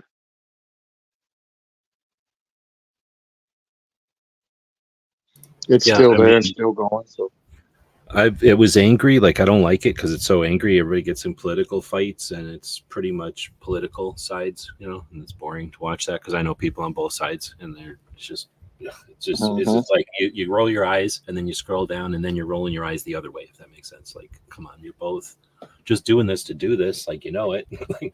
You're just making each other mad for the sake of making each other mad. Quit posting this shit because you're only posting it so that the other one posts about it. But anyway, it's been getting better, and I don't know if it's because I've been on there more. I started, I don't know what you call it, like weeding it out. Like, if somebody posts goofy ass shit more than twice, I unsub them or whatever. And then if it comes up in my shit, I'll block them. like because I don't care. I've been doing this shit for too long. I don't want to spend all my time watching negative shit.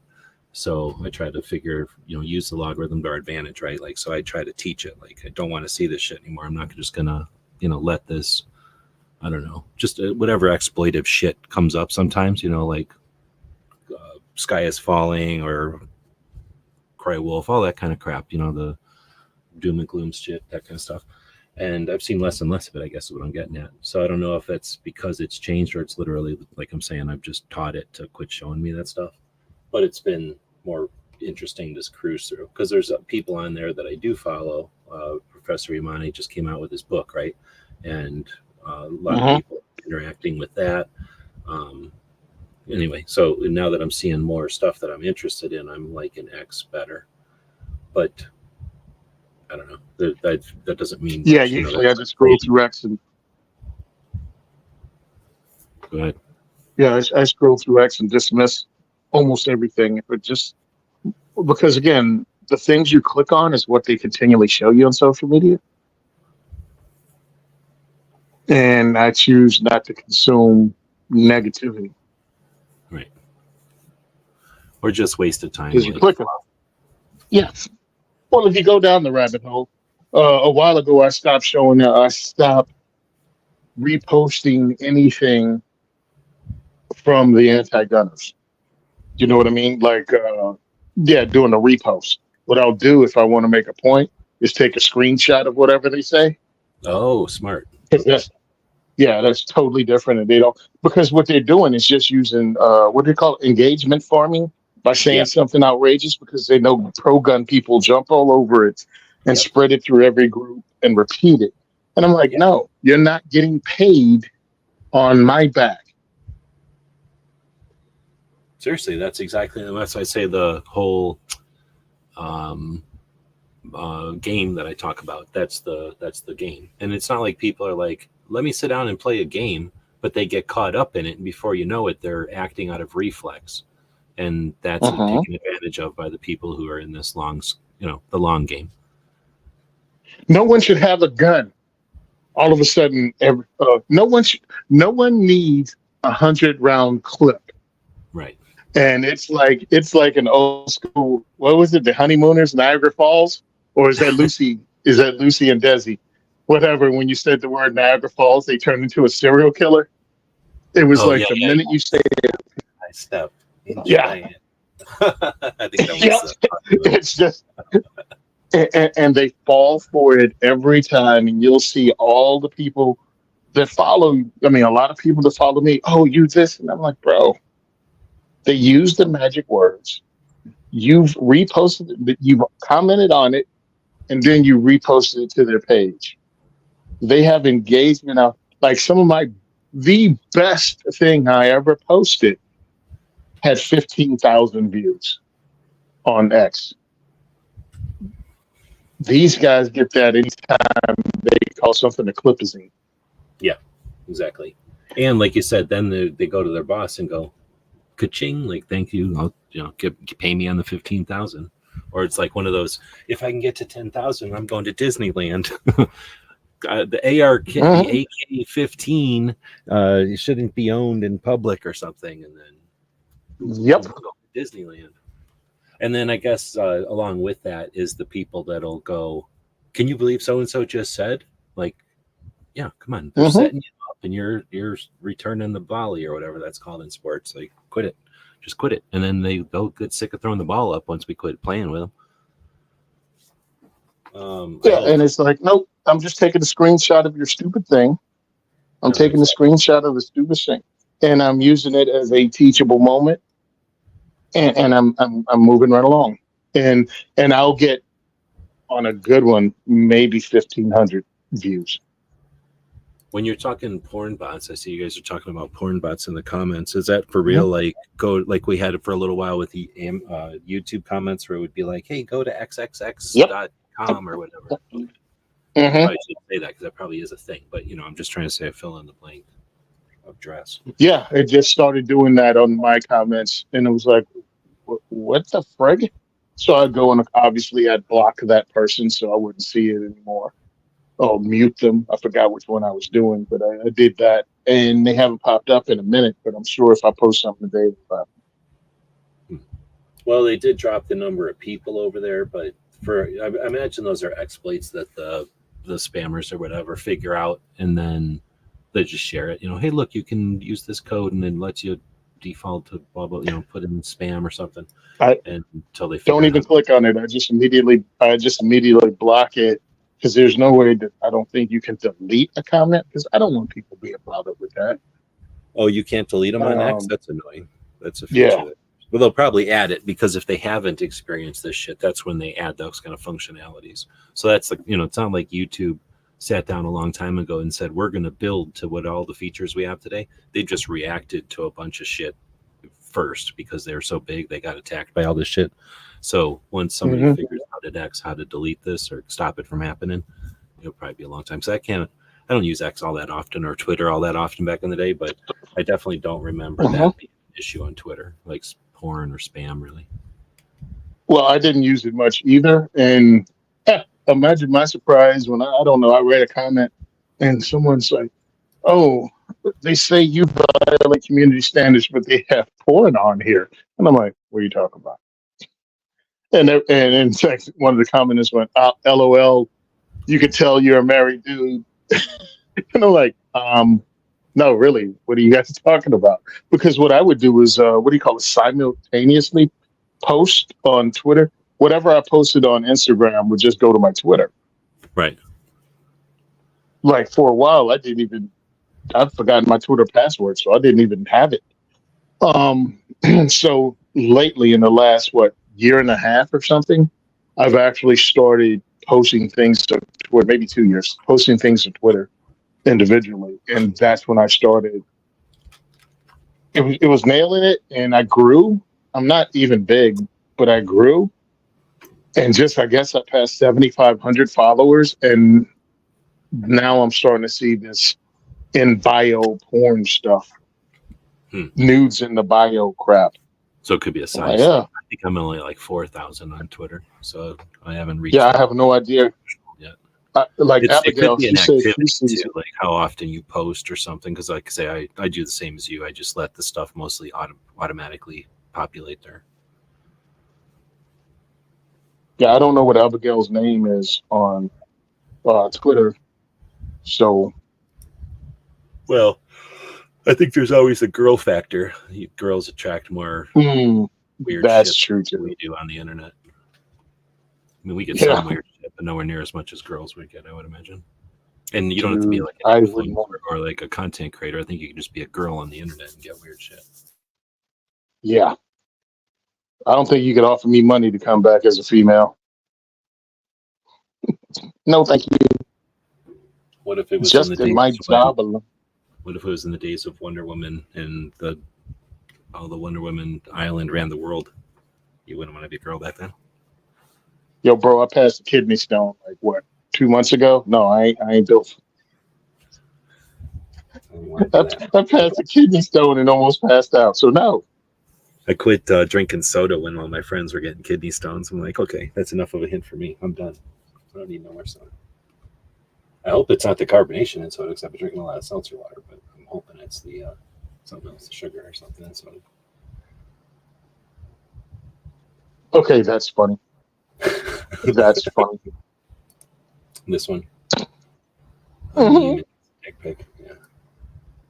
Oh no, the one before that, but whatever. It's true. Oh. Yeah. I think one of the funniest things are the Richard pics. They'll give you like Richard. Well, no, because I threatened a friend of mine. He was traveling across country going to a rifle class, and they had some giant pie place that makes awesome pies, and you could get there, stop by, and get this awesome slice of pies. It's one of those, with the food shows, famous fat pipe. I was like, if you don't get me a pie, I'm going to send you some dick pics. And I had a whole, I think about 15 pictures of famous people named Dick. So it was like, the Dick. president, Richard Yeah. Nixon, Dick Clark, Dick York, Dick Stevens, Dick. I just had them all lined up, and that's just like every 2 minutes, I just send them another one and another one, and like, hey, I can keep this up all day. Meanwhile, my Google history is like famous people named Richard, famous people named Dick. I'm like, There's got to be so a I list got a folder. somewhere. Well, they will listen. Most of them are older because nobody names their kid Richard at this point. That's true. But it was funny. I'm like, I got to create a folder for this just so I could do it to other people too. Oh, you know who the most famous one is though? Dick Marcinko. At least to us, Yeah, well, I'm gonna say for because everybody. we're nerds. I feel Most people good. don't know who that is. I hope people know who we're talking about. Raise your hand or say, yes, if you know who we're talking about, Dick Marcinko, or put in his one of his what do you call him? What fiction books? No. Well, I guess that too. I was thinking of nicknames. What people have called him in the past. He's had a couple of nicknames, or he had a couple of nicknames. But I've been listening I to don't all know, these man. radio shows or these military interviews, podcasts, and stuff, and I am pleasantly surprised at how many people were influenced by the Marcinko books in our era. So Yeah, our time period, because Navy SEALs hadn't had their secondary occupation be book writers at that time. So when we were reading Dick Marcinko books and influenced by him, that had to be I was out of the military by then, but I was still reading military books. Yeah. Oh, and it was because for me it was he did Red Cell. Or wait, I read Rogue Warrior, and then Red Cell. So Rogue Warrior is all about Nam. So I'll definitely, I think we were talking off air, but I never really got Nam stories from the Nam vets because they just didn't talk about it back in the day. They were dealing with it, and they definitely didn't want to talk about it in front of World War II vets, and they weren't going to talk about it in front of their kids, so they weren't talking about it at all. And so getting a book about it was pretty awesome. There was another one. There was a couple of books. It wasn't like Marcinko wrote the only book, but because he wrote a book that was about Nam, I read it. And because I don't know anybody in the Navy or SEALs or anything, I read it. But then when Red Cell, every single thing about Red Cell, I thoroughly enjoy. And I was living in Tucson already when I read Red Cell. So he talks about going to Tucson, I think, at some point in it. Or anyway, so I thought, like I say, I liked Rogue Warrior, and then I absolutely flipped over Red Cell. I love that book. Oh, I even went and got his business books. Oh man, the leadership books are some of my favorites. Yep. Yes, leadership books. Secrets of the Rogue Warrior. Understand that. I've listened to that one almost every year. It's a valuable. These guys all got out of the military, went to business school, and became pretty good business. Well, a lot of them became pretty good business people. So what these guys did at that time was new. I mean, because you had a lot of guys, all of a sudden it was post-Vietnam. These guys were getting older. And then the book deals became available because the attitude toward the U.S. military changed. So the books came out in the 90s and the 2000s, and you got to actually hear the stories from the dudes themselves. Some were probably embellished because authors. But it is what publishers. But it is what it is. It was really great because we hadn't seen it. And that was a big influence on a lot of us. Now, I can't imagine the kid growing up today with the number of books that are out from people that are in the military. I mean, it's kind of like an overload.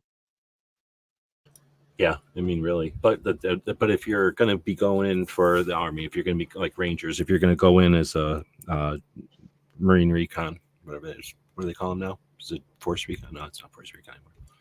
Whatever they call it in the Marines. Raiders or MARSOC. Is it MARSOC still? But whatever, that. Yeah. Okay, so I'm just saying you can probably read like 3 books on that pipeline, right? So you can get people that are still doing podcasts that'll help you through those pipelines. So definitely different now. We didn't even know that there was such a thing called a pipeline back in the old days, unless you went to a recruiter and they were cool enough to tell you about something or knew about something. Tell you the truth, yeah. I didn't have trouble with the recruiter that way, did you? I mean, when we were volunteering, they were no. like, how much money can we get off this kid? I didn't Yeah. get any bonuses. Everybody I knew that joined early got bonuses. Like a lot of them, they bought cars and shit. So I guess technically I got screwed financially, but I got everything else I wanted. Literally. Yeah, I mean, I didn't get a dang thing from going in except a decent career, and I'm not going to complain about that because, and nobody tricked me in anything. Right. So, In fact, they told me, like, you know, I'm hey, cool. you're a dumbass. You got a dumbass idea of what you want to do. And I'm like, I don't care. I want to do it. And they're like, all right, well, we're going to give you exactly what you want to do your dumbass idea. I'm like, all right, cool. So I can't complain. In fact, Yeah, I thought they mine was over bankers to help me out. my whole thing was I want something. Well, I was already programming computers in high school. Those are classes I took all the way through. So, what my mom was like, I'm not signing on anything that can't be a civilian job. Computer programmer? All right, cool. And that was, I didn't know again, there was a pipeline to it, but it narrowed relatively quickly. That's an insight from SEAL's Tactical Hive has.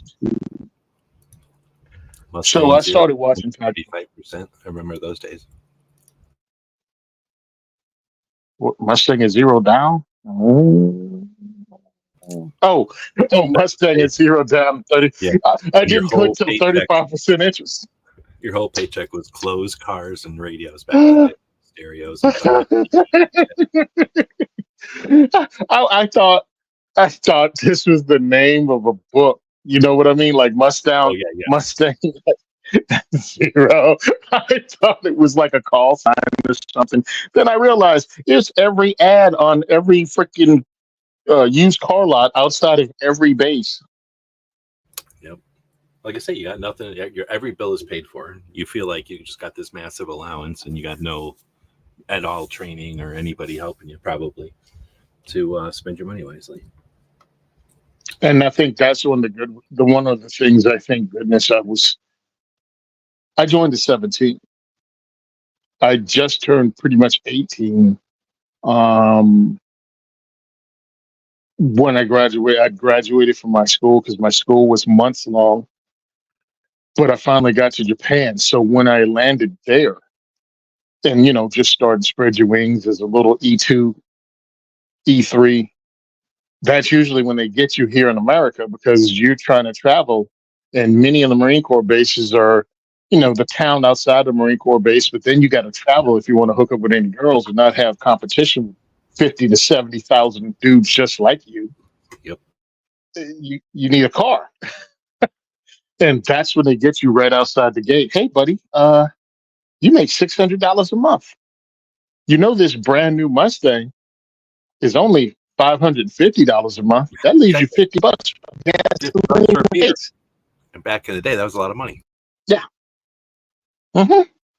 And you'd fall for it. And then you'd have a car that's 1 year old with 5 former owners because they were all dudes like you that couldn't afford the second month of payments because you had to get insurance as an 18-year-old with a V8. It's like, I can't afford the car and car insurance. And the only way to improve my own was full coverage. Yeah. So I got overseas and I was able to buy my first car, a Nissan Skyline, with cash. It was like $2,500. I bought my first car, which is way more than normal dudes spent. But I got a new Skyline, a newer Skyline that was pretty much a contemporary of what Japanese were driving at the time. So I just looked like some kind of freaking stud when I pulled up at the club in my car. And it worked to my advantage. So by the time I got back stateside, I was a little older, a little wiser, and understood interest payments and predatory lending practices. And that saved me. Shady dealerships. That's the thing. I was early enrollment or whatever that's called. Enlistment? Whatever it's called. So I didn't have to I wasn't susceptible to that shit except for in training. So it wasn't. And then I didn't have any bonuses. I didn't have any money. So they weren't good. I'll tell you right now, it felt good When I got back to the States and I saw so many empty lots because all of those, I came back to America right as the guys were just getting back from the Gulf War. Now, and again, where I was stationed was Lejeune. I was stationed at MCAS New River when I got back. And what happened is so many dudes pulled out for so long to get deployed to the Gulf that it was a real hit on the town. Jacksonville, North Carolina is supported by the Marine Corps base. Oh, I thought The you were going to Marine say Corps they all came bases. back with thousands and thousands of dollars that they didn't need to spend. But you're saying that all the places Well, dried up. the dried up, they blew away. There were empty strip malls when I got back because these businesses went out of business Because because all you and all your wallets were gone. gone. So all they had was the dependents that were there, and most of them do a significant amount of shopping on base at the PX. So the businesses just started drying up, and I didn't feel bad for them at all because, well, again, predatory practices, um, and they were just victimizing us with the prices they charge.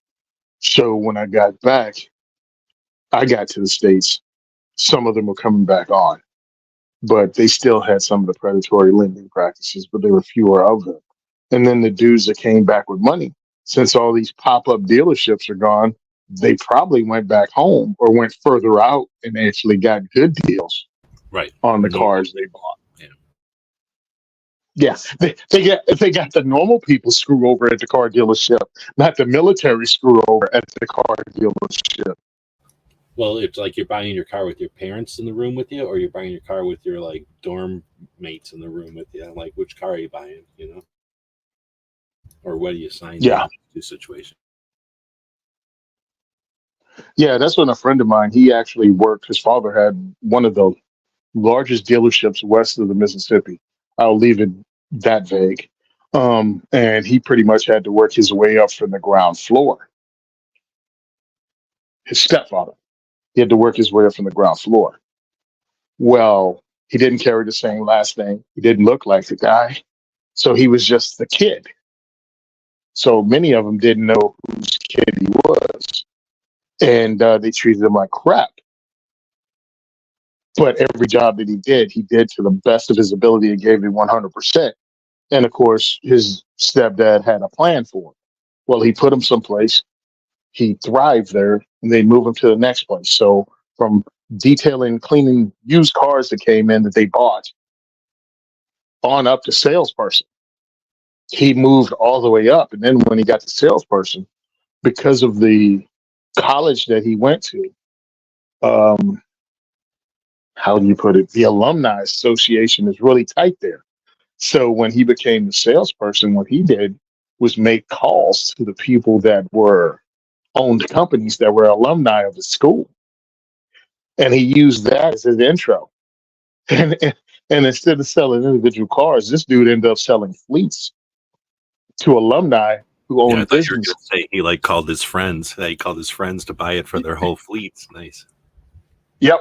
So pretty much he sold fleets. So now all of a sudden, the kid that started 2 years ago is now the number one salesperson. Oh, they hated him. So they tried to trash him every chance he get. And what that just turned into when, him and his, stepfather, he passed and the business went on to the family. So he didn't work there anymore. But what they did was just create a hatred in him of salespeople. So if you want to buy a car, even if you know him tangentially, he'll be like, I'll go to the dealership with you. And just beats them at their game because it's entertaining to him to just frustrate car dealers, car salesmen. It's a thing. And he just beats them down until you get an actual fair price. Oh, I need to go speak to my manager. No, you don't. It's like, what? You don't need to speak to your manager. We can do a deal right here. If you can't handle it, why don't you just send the manager out? No whack and forth. Don't waste my time when you talking to him in the back room having coffee, figuring you're going to sweat me because it's not going to happen. And they're looking at him like, How does he know? And he never tells them they ever worked at a dealership. He just beats them up. It's wonderful to watch, almost uncomfortable. Well, that's the thing is most of the time they got a routine. I wouldn't call it a script because it probably varies, but they've got like a pattern that they do to people, and you just have to alter that, and then they don't know what to do because they're just used to doing the same thing over and over. Yeah, a lot.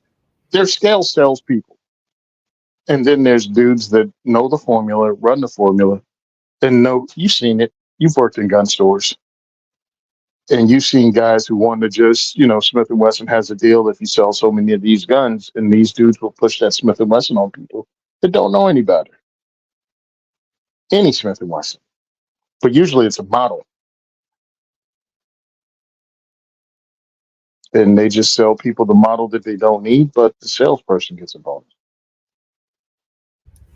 Well, out here we had 16 shops in town, and maybe there was, I guess I have to think about it, but I'd be surprised if 10 of them were chains. So pretty much when we have a lot of gun shops, that's some of them are in people's houses, and a lot of them are just little shops in like little strip centers and stuff. So, and then a couple of them were probably a permanent location, but they were set up at gun shows mostly.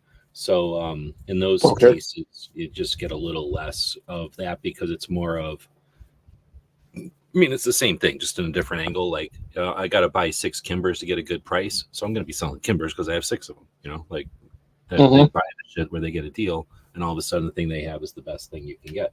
But at the same time, I don't really, unless you're preying on people, I name a gun person who has one gun. There are some, but most gun people, like there's people that own a gun, and then there's gun people. And gun people, like, how hard is it to twist somebody's arm to buy a new gun? Like, oh, I accidentally brought the wrong ammo. I'm buying a new gun. Oops, I bought a wrong holster. I'm buying a new gun. So to go like, I went into the gun shop and I bought a different gun than I wanted or I should have had. Fuck you. You were going to buy that gun at some point. You just bought it in a different order than you'd like. But you go back, you're going to quit making money. Like, go take some more money, go buy the other gun you want. And now you have both of them. And actually, that's a conversation I had. I had a conversation the other week. And Vinny was like, I don't know how it happened, Duke. I went in to buy this Beretta and I came out with a lever action. I came out, what was it? 444 Marlin. I'm like, what? Like, it's not even, nothing about that is the same outside of you filled out a 4473. No, I could totally see that though, because I could, a stupid 9mm caliber aside, that's a commodity. You can get that gun at any shop at any time. They might be out of it for the moment, but they'll have it back next Tuesday. Where I don't know for that particular one, but like something like a lever action, they probably only made 500 of them, and they got distributed all across the country. So the chances that you see another one in New Jersey right away is the priority there. I could see that. At least I've seen a lot of people make those kind of decisions. I don't know what was said, bro, but I laughed uproariously. I might not be able to say it, but I did it. People looked around like, what the hell? Because this was in my lunchroom, in the officer's dining room. I just started laughing. I'm like, how did that wire get crossed, bro? He's like, I couldn't tell you, man. I couldn't tell you, but the dude was good. Oh, yeah. And like you said, but like you said, Vinny has like 10, 12 different firearms, and he just likes buying guns. So if it wasn't that, somebody would have got him on something else. I'm just glad nobody was selling a black powder cannon. Is it like cigars? Well, where he has family. I got a hankering for this one cigar. And you go into the cigar shop and you're like, hey, can I get the such and such guitar or cigar that I get often? The one of my routine guitars or cigars that I usually get.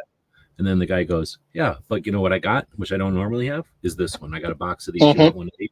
And then you're like, yeah, okay, I'll go home with that one because I know I can always come back and get that other cigar, right? I think there's that element. That's true too. It's like,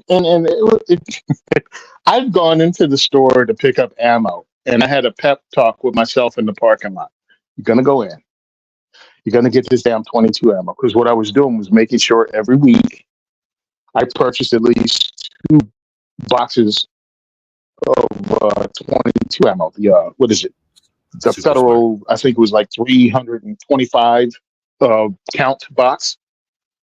And what I would do was every pay week I would go in and buy 2, and every off week I'd buy 1 because they were $20 each. And the one I would buy off the off week is what I would shoot, and the 2 that I'd buy on paydays would go into stock. So in a 2-week period, I shot like over 300 rounds out of my SR-22 pistol. That's how I became comfortable with it. But I would fire that many 22 rounds each week, plus other guns. But I'd make sure I fired that pistol a lot because that's what I was going to teach with, and I had to be good with it. Yeah, I walked out with a Glock 34. I'm only going to buy ammo. And I knew I was in trouble when I walked past and this FDE Glock 34 caught my eye for sub $400. Well, see, and that's, you can't get mad about that because that's just being smart. Because what, are you going to not buy it and be like, ha ha ha, I didn't buy the gun that was a massive great deal. Ha ha. Like, Yeah. win. No, you're going to feel bad. You'd be like, damn it, I could have bought that Glock for $300. Yeah, it's like You got to do that. It's financially sound. Just because you know the market and you know that there's no way that gun's going to go down, and you can use that gun. So it's not like you're buying a 7th Glock. Yeah, you're not getting. Well, it was the same way with the P07 I picked up for $299 or less. It was like, you're not going to find this again. And that was the biggest win, by the way. This was when everyone was saying 40 cal was dead. And somebody unloaded their CZ collection because he got rid of his 9mm CZP07, CZP09. He had both 9 and 40 in both of those guns, and he got rid of them. So I called the gun shop. I'm like, I'm on the way. Save one of those P07s. By the time I got there, the 9 was gone, but the 40 was still there. So I purchased it. So, of course, all of Gundam was telling everybody how 40 was dead. And I'm like, 40 never stopped doing what 40 was designed to do, and I'm buying it. So I did. And even CZ started to believe 40 was dead. So I ended up, they had a sale at CZ of 40 cal magazines for the P07 for $9.99. And if you don't follow, what, $50 or something? like $35, $40. Nice. Even like $39.99. So they were for $9.99. So I bought 10. And then Jersey switched over to the 10-round magazine limit. Now it's a 12-round magazine. Shows you how ridiculous it is, right? So now all of a sudden my awesome purchase of these mags were now all illegal. And I was bummed because now I have a handgun with 0 mags. Now I had to pretty much pay $39 to get the restricted 10-rounders. By the time I decided to do that, they had another sale dumping their 10-round mags for $9.99. So I bought 10 of those too. So listen, if I ever sell my CZP07 and 40, you're gonna get a hell of a deal because it's gonna come with 20 mags. It's gonna come with 20 magazines because I can't keep those. Yeah, well, I think that's a normal amount to have because I think it's still possible that something weird could happen, like a comet hits the planet, something we can't anticipate. And all of a sudden, they just have to stop production on stuff or something. And that's going to be invaluable because no matter how cool the gun is, if you've got 2 mags for it, it'll last as long as your 2 mags last. And I've told people this because what I do is I have training magazines and then I have self-defense magazines. Training mags hit the ground, hit the dirt, hit the concrete. Self-defense mags stay in the gun, get unloaded. You know what I mean? When I run a competition and get loaded back in. Because magazine failure is what? I don't know who's made it up, but over 90% of your gun failing to go bang is because of a magazine. Almost always. And what you get by doing that, I don't know what to call that, but like having that perspective on it where you buy mags that are sacrificial, essentially mags that are perishable for sure, all mags are perishable, but understanding that your mags are perishable, so you put them in that training, I don't know what to call it, like pile, stack or whatever. You label them differently, because like you're saying, as they start to fail from your, I'm not going to say abuse, but as your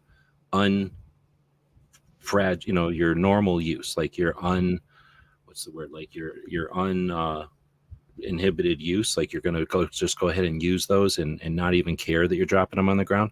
You'll know, like, oh, I dropped that one on concrete and it broke, but I dropped this one on grass and it didn't break. You'll learn that, and it won't be just theoretical. And so what if it takes 2 or 3 mags for you to figure that out? Like you just said, you paid $20 for those mags, or $10 for those mags, so it costs you $30 to learn just what those mags can take. No one has that. Everybody else just takes their gun out of their box, shoots their stuff at the range, puts it back in their box. If they drop the mag, they're like freaking out if they drop it once on a carpet, So nobody really takes the time to just sacrifice, I guess is the term, but to let some mags get used up by beating on them like that. And I've done it. I mean, I've just done it because I don't care. I can buy more mags. But then after a while, doing YouTube for a while, hearing so many people be concerned about stuff, I'm like, it sounds like you've never destroyed a mag. Go destroy a mag. So I think that there's much value in the understanding where the mag fails. And if you can do that more than once, then you have way more data points. So you've just got that much more confidence in what your mag, the ones that you save, the ones that are for good, for use, you'll know just what you can actually get out of those, and not just treating them tender, maybe. So I was thinking, like being real gentle with them. That's what I was looking for. You don't need to be gentle anymore once you know how much. Like the reason I buy Chevy trucks is because in the government, in both everything I've ever done in the government, we had Chevy trucks for whatever reason. I know Chevy owns Fords, but I always had Chevy trucks. I've done shit in a Chevy truck that I don't care. I was getting paid by my uncle to do it. So I did stuff in a Chevy truck. I know what a Chevy truck can do. I owned a Ford. My grandpa owned a Ford truck. So I know what a Ford truck can do, but I was never going to do the shit I did in my, uncle's trucks because I don't care about his trucks.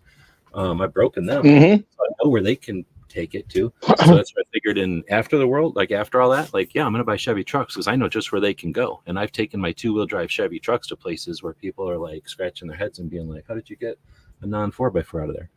Just like, well, I'm more comfortable with it. I've done it a billion times with others, Chevy 2x4, 2x2s or whatever they're called, 2-wheel drives. Anyway, so I think it's the same kind of thing, right? Like you can be comfortable with tools and then have that much more confidence in your tools. Yeah, I mean, I totally agree. Abigail, she gave her number and the amount she runs. My whole thing is for the self-defense thing, I want to make sure my mags are fresh. Not one of the ones I took and had them like at training learn when I ran my mags and dumped them on the ground. I don't want that fine Georgia dirt in my carry mag. Now, it's a Glock. And it's Glock. Actually, it's Magpul mags I use mostly. I only have a couple of Glock factory mags. But I use Magpul mags because the base plate is thicker and I can get my pinky on it. Because the Glock 19 fits my hand like a Glock 26 fits normal people's hands. But I don't want that grit in my mag if I have to depend on it. I also have to get some new mags too. But it's annoying because living in a restrictive state, I'm paying the same. It's the opposite of my clothing. Living in a restrictive state, I'm paying the same for full size.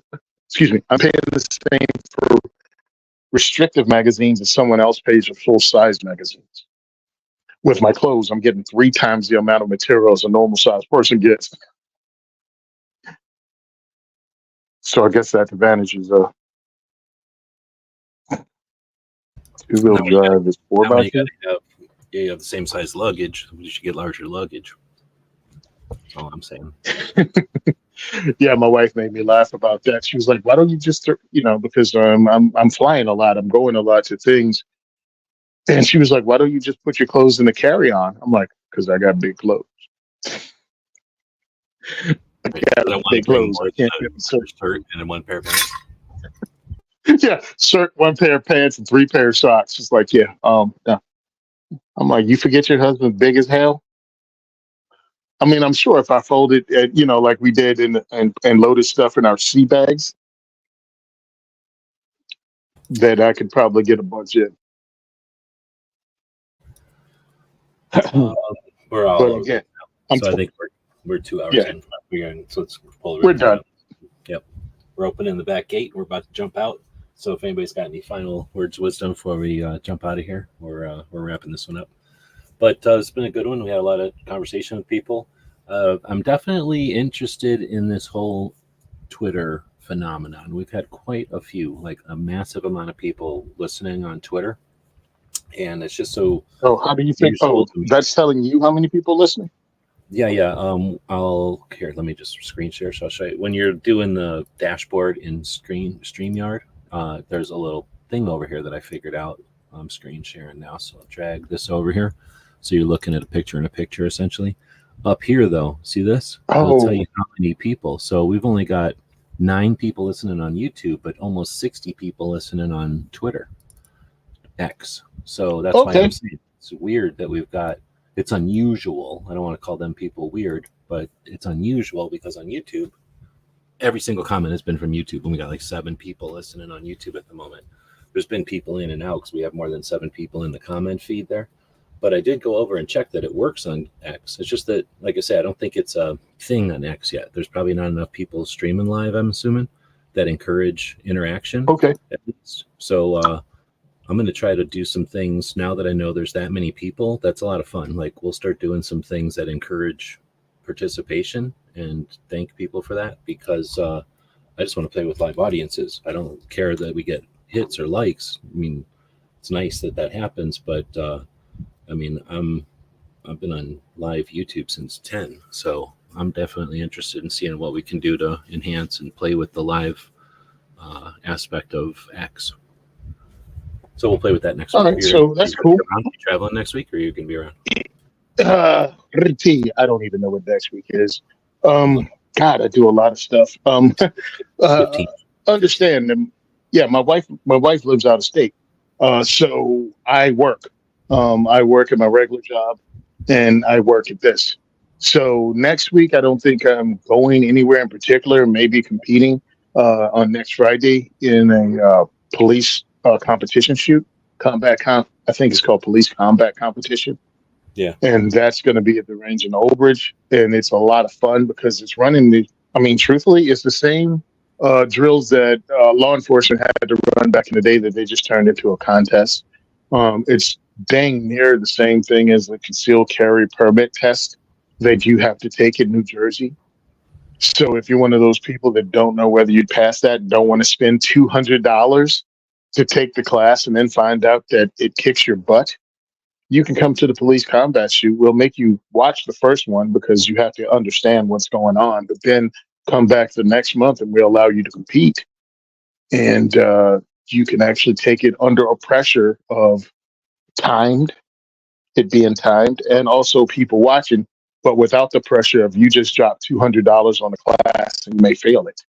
So I think it's a really great way. And also, if you have your carry permit and you want to put yourself under a stressor, this is a good place to do it. You can bring your carry gun.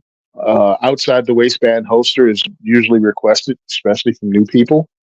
But you can actually shoot this competition, have some fun, meet more gun people. What about What's up? concealment?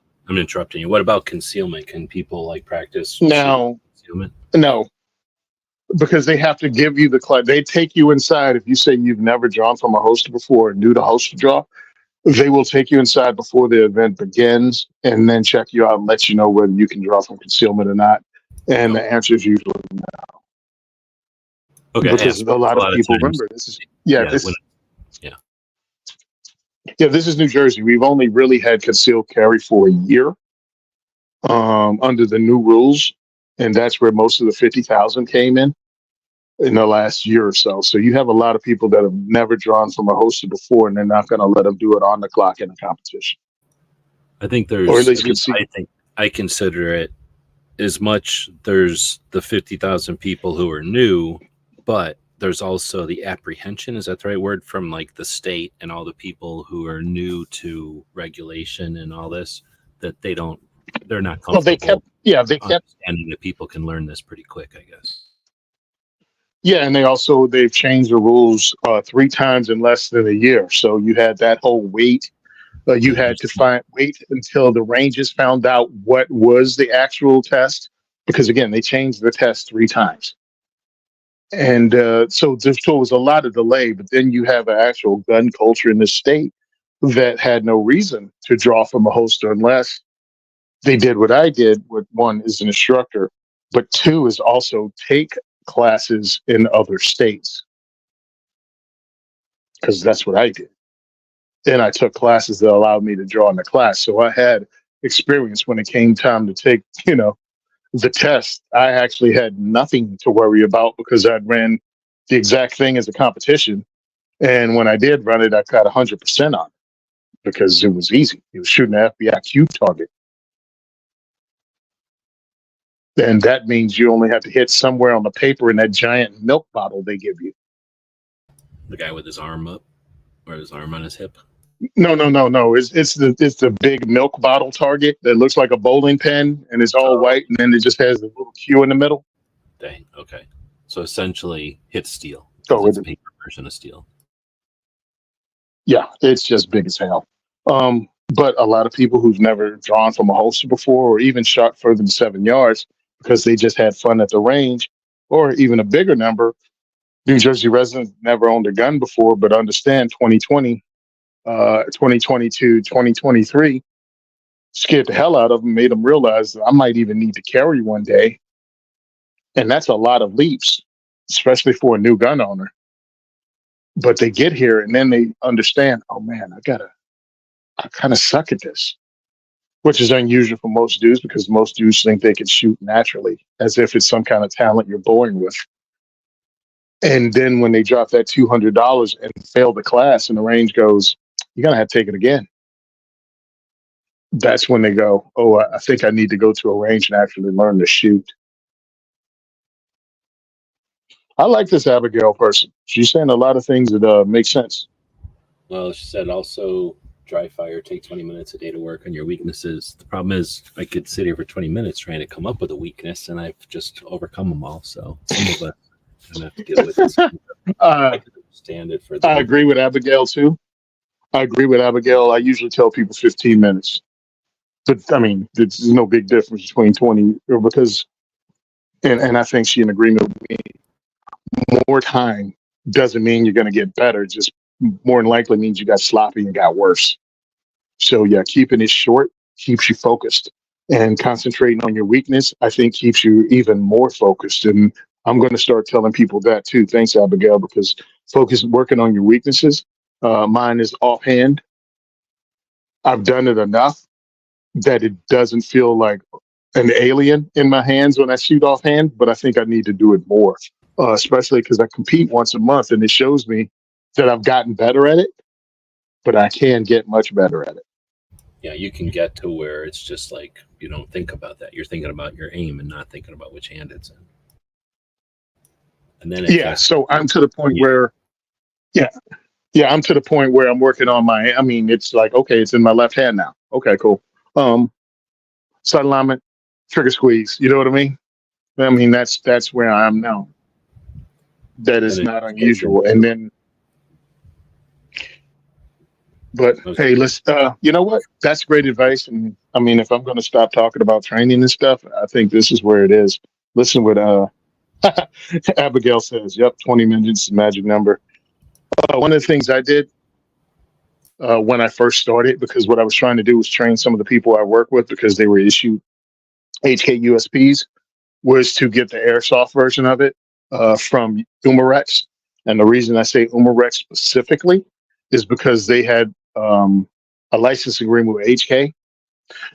So it used HK holster. You could use the same holsters. And it was it used the same holsters, and the trigger squeeze, the initial trigger pull, the double action trigger pull was virtually the same as the duty gun. So what I was able to do on a daily basis, I'd go home also as part of my decompression, leaving the prison. You need to decompress from that environment. I wasn't aware of that until I got the job there.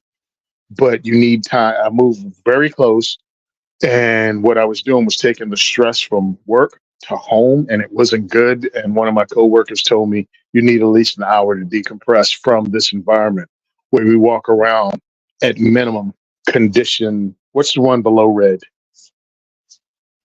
Like one step. Orange, I You walk guess. I don't know if there is an orange. orange, Is there yeah, yellow? yeah. But yeah, I you're know not going there's to a walk yellow. around a prison in yellow or white, right? Yeah, no, we walk around.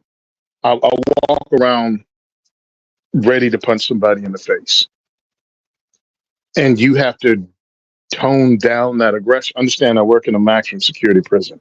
And I If imagine you somebody's got to have grabbing like a me, level of like 2 steps ahead. You got to be thinking about, why are you talking to me? Mhm. What is this for? Yeah.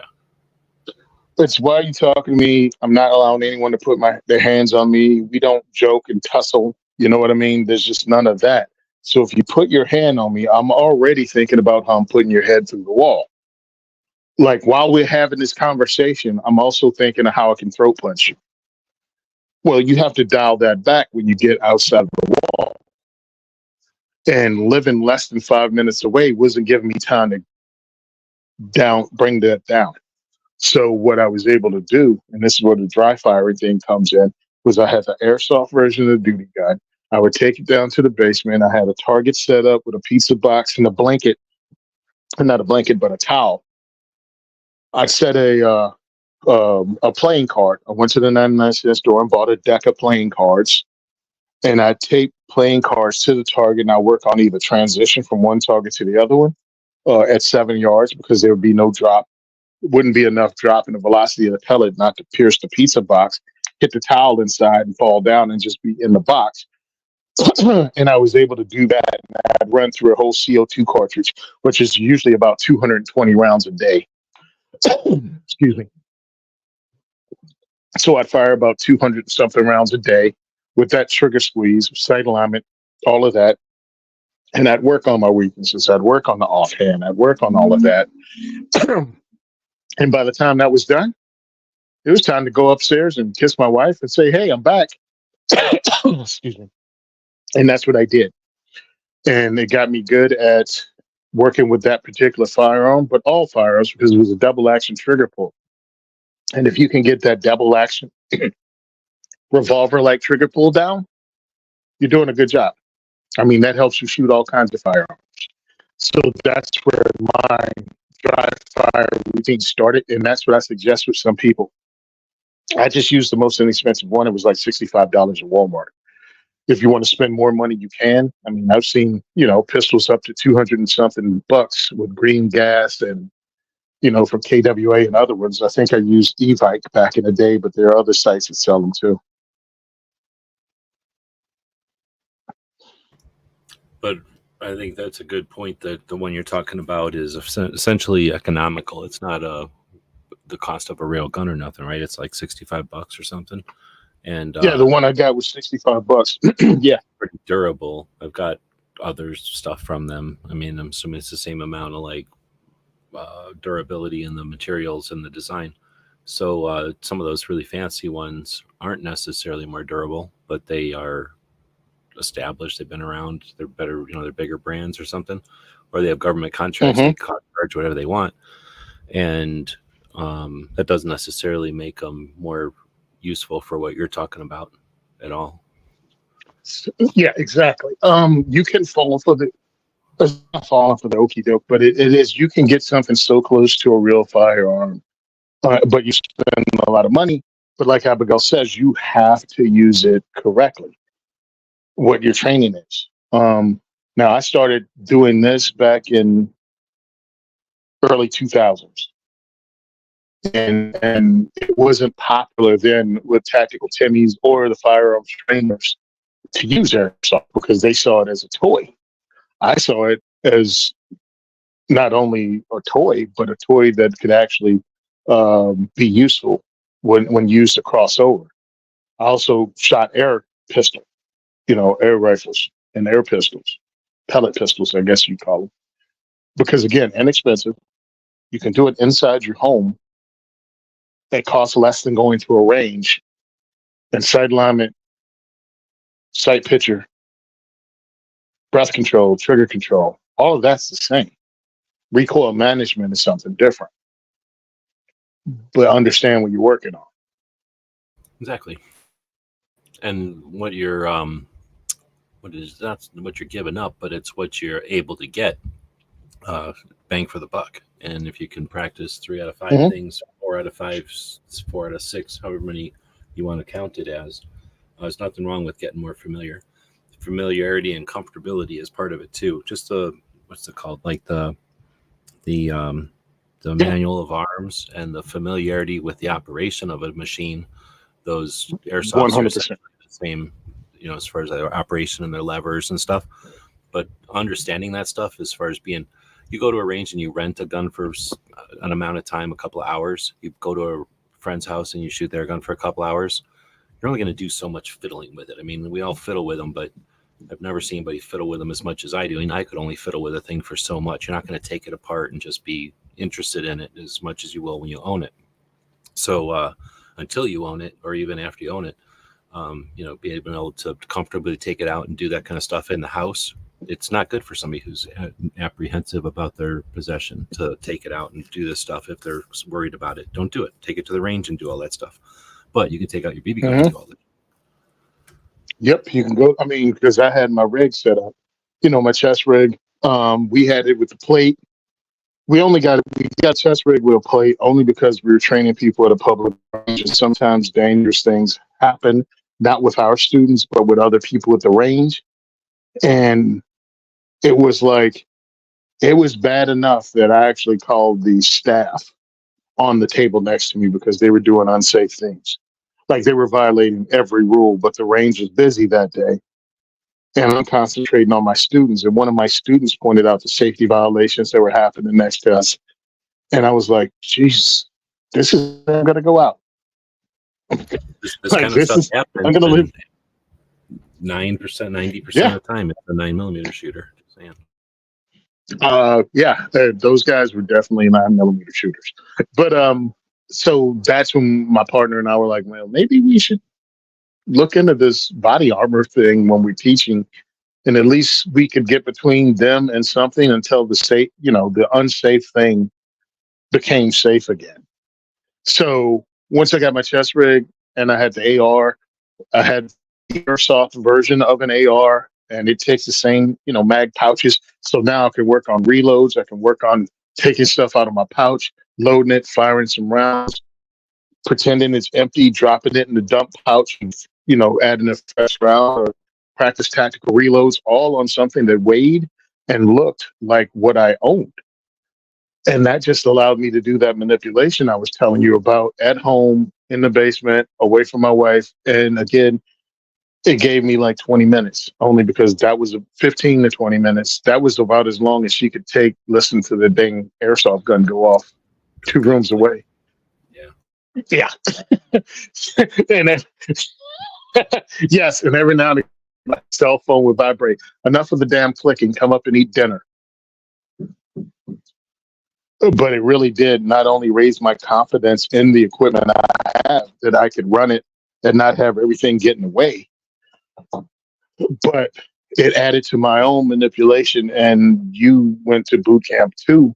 I mean, the Marine Corps, they give us the AR, M16 early. And we spent 3 straight months living with this thing like it's a part of us. So AR manipulation is nothing strange to me, even with that gap. But then when you're running with the airsoft, it's just a thing you do. Like when you drive your car, you're just used to it. Do you sleep with it and stuff? Like they give it to you at night? They give it to us at night, and they have it locked on the end of our bunks. Okay. So it's locked up on your bunk. We get them for something and then give them back. We only got them if we needed them, then we gave them back. So like go to obviously a range, maybe drills or something, but most of the time it's going to a range. So it'd be like, let's say you're going to go to a range and do something or practice or whatever. I don't remember shit you do in basic, but at least an hour on both sides would be standing there and having people cycle through and pick it up out of the armory. And then the other side stop and drop it off at the end. And it's worse dropping it off because you don't really get a chance to look at it when you get it. You just have to assume it's good to go. But when you drop it off, it better be fucking clean because they're going to inspect it. And that's part of the way they fuck with you. And also part of the way they make sure those guns don't get ruined, right? Because some dumbass returns it ruined. gonna, anyway, it's because we're not perfect or nothing when we're running around being stressed or whatever. People make mistakes, and some people are just sloppy and whatever. But anyway, so it was just for us, it was actually a pain in the ass. We didn't get them all that often, and when we did, we had them for like hours at a time. So I know what you mean, but we didn't get anywhere near the immersion you guys got. It sounds like. Yeah, that's look. I didn't know that it was that deeply rooted, right? Not at all. But again, you went to sleep with it, you woke up with it. You got ready to go to mess, you turn around, you take your rifle off, and you carry your rifle with you everywhere you go all day long until the end of the night when you put your rifle back up.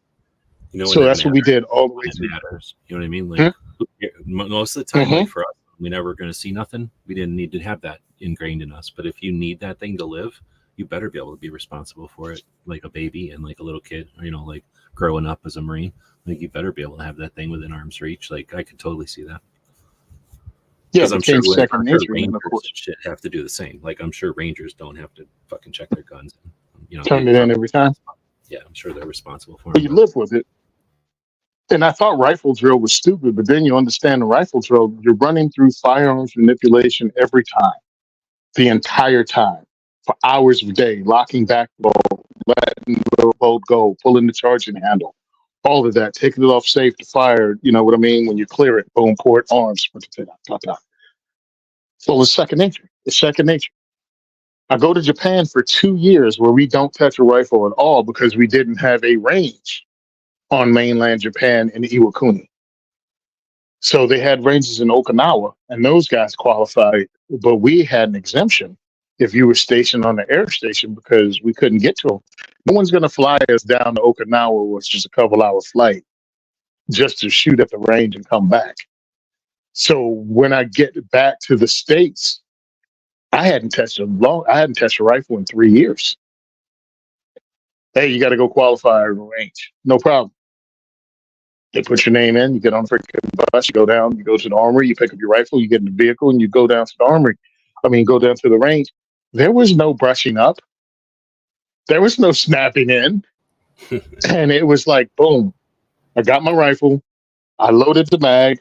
Boom, boom, boom. No thought. They gave us a command. I ran through them. Again, haven't touched the thing in years. And it was just like, bang. So that was the core. I get out. I move to Jersey. I don't touch another firearm for nearly 20 years. AR-15. I became a firearms instructor using different firearms. I still didn't own an AR. My boy Sean goes, hey, want to go out and shoot? And he brings his AR. He was like, hey, you want to try this?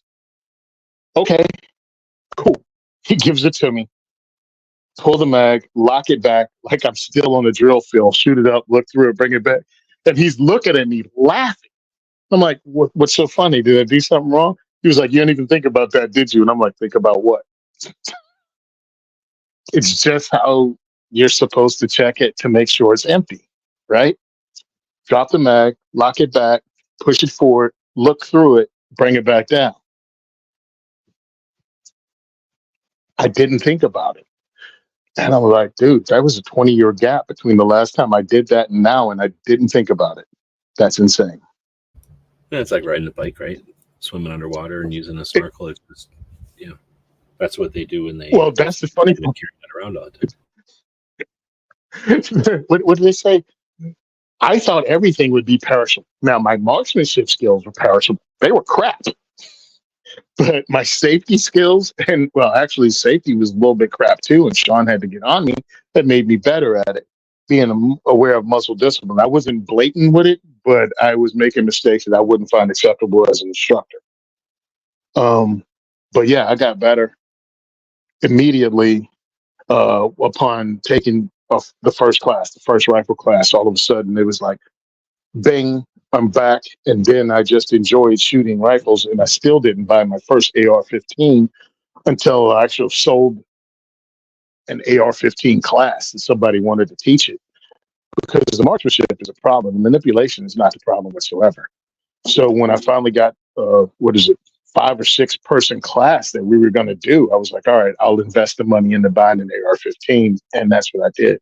And I picked up a dissipator with, A2 front sight and all of that, because why not?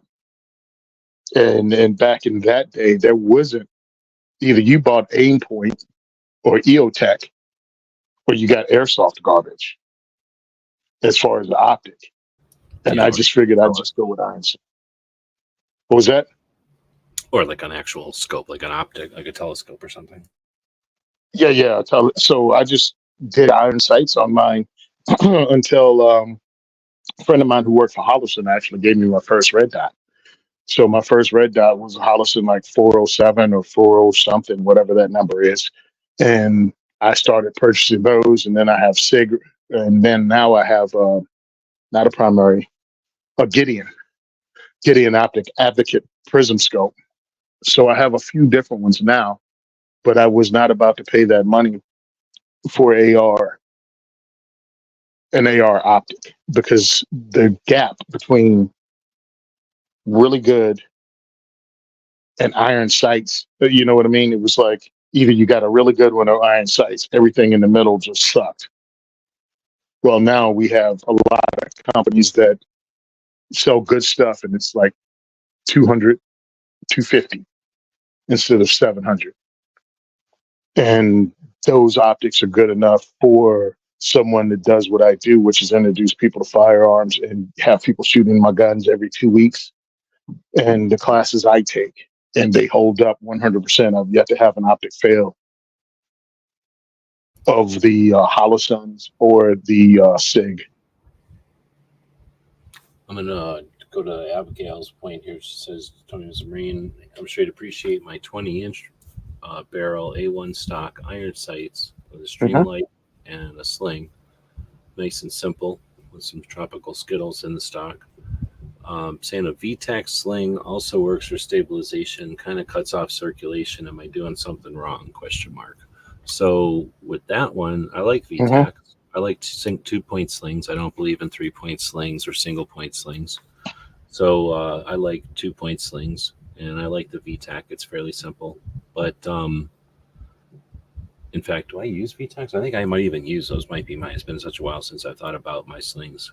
Yeah, VTAC. I don't use Blue Force Gear slings. I use VTAC slings myself. They're the ones that are just like the he uses the. Isn't he the dude that uses the thing off of like a Alice backpack strap? Like that? What, Vickers? Yeah, Vickers. Yeah, I'm very sure it's a VTAC. So I think I use the same sling. So you're saying, does it cut off circulation? It kind of depends on how you're using it. There's different ways to run a sling for sure, but at least again, when you're talking about an AR, it's a different gun than a bolt action, and a 22 bolt action is different than a larger recoiling thing. And a sling on a bench is different than a sling up against a tree or standing, right? So they're all going to be a little bit different, but I would say consistently, I wouldn't put a sling across anywhere there's a pulse.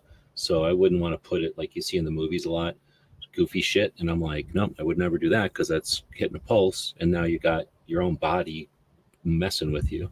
So usually I'm going to try to push the sling against a muscle group or a bone so that I don't hit that.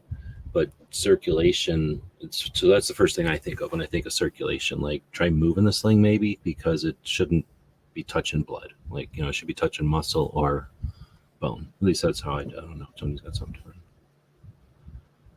No, I mean, running this thing is fine. No, I was trying to find out where Abigail joking, because pretty much that's my setup.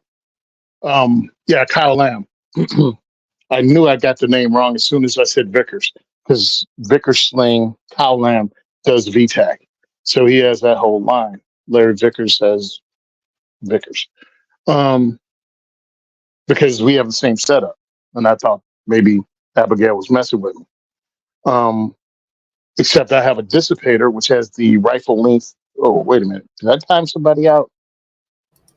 Hope not. Here. All right. The screen popped up as I was reading.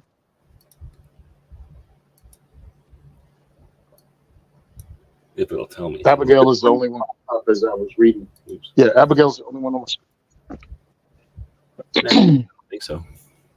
Okay, cool. Yeah, so what I have is a dissipator. So it has the rifle length sight system, but a 16-inch barrel. I installed an A1 stock on it, even though it came with an A2. The A1 is a little bit shorter and a little bit handier. And I run IM sights on that, and I have a stream light on it. I just took the sling off to use it on something else. I'm about to pick up another type of sling, and I was really debating on which sling to get because I was going through one because it uses. I was going to have one of those old school buttstock wraparound. You know, the sling wraps around the stock, like the very end of it, and then you clip your sling to that keeper. That's what I was looking at setting up. Because I just ran the class down in. What was that? Oh, sorry. I was just saying that I just looked it up and looked at a picture, but because it's been, I don't know, it's one of those glitches. When I hear VTAC, it was glitching on me, but VTACs are what I run on all my guns. So yeah, I've been using those for a long time. Okay. Yeah, so I was looking at that because I was down running the class to train and learn. That was on her husband, and I had that rifle, and I did not have a sling for it, and it was really not working because we were trying to do shoulder transitions and other things, and without a sling, it was really not working for me. I could run it, but it was a hindrance. So, yeah, we have the same thing. Oh, yeah, and I really thought they were messing with me because of the Skittles thing, because I did have an incident with my blood sugar level in 2019. So I keep Skittles on me at all times because of my diabetes. You never know when your blood pressure, blood sugar level could either go up or go down. So what I do is, one, keep it under control, but two, keep Skittles on me just in case at all times.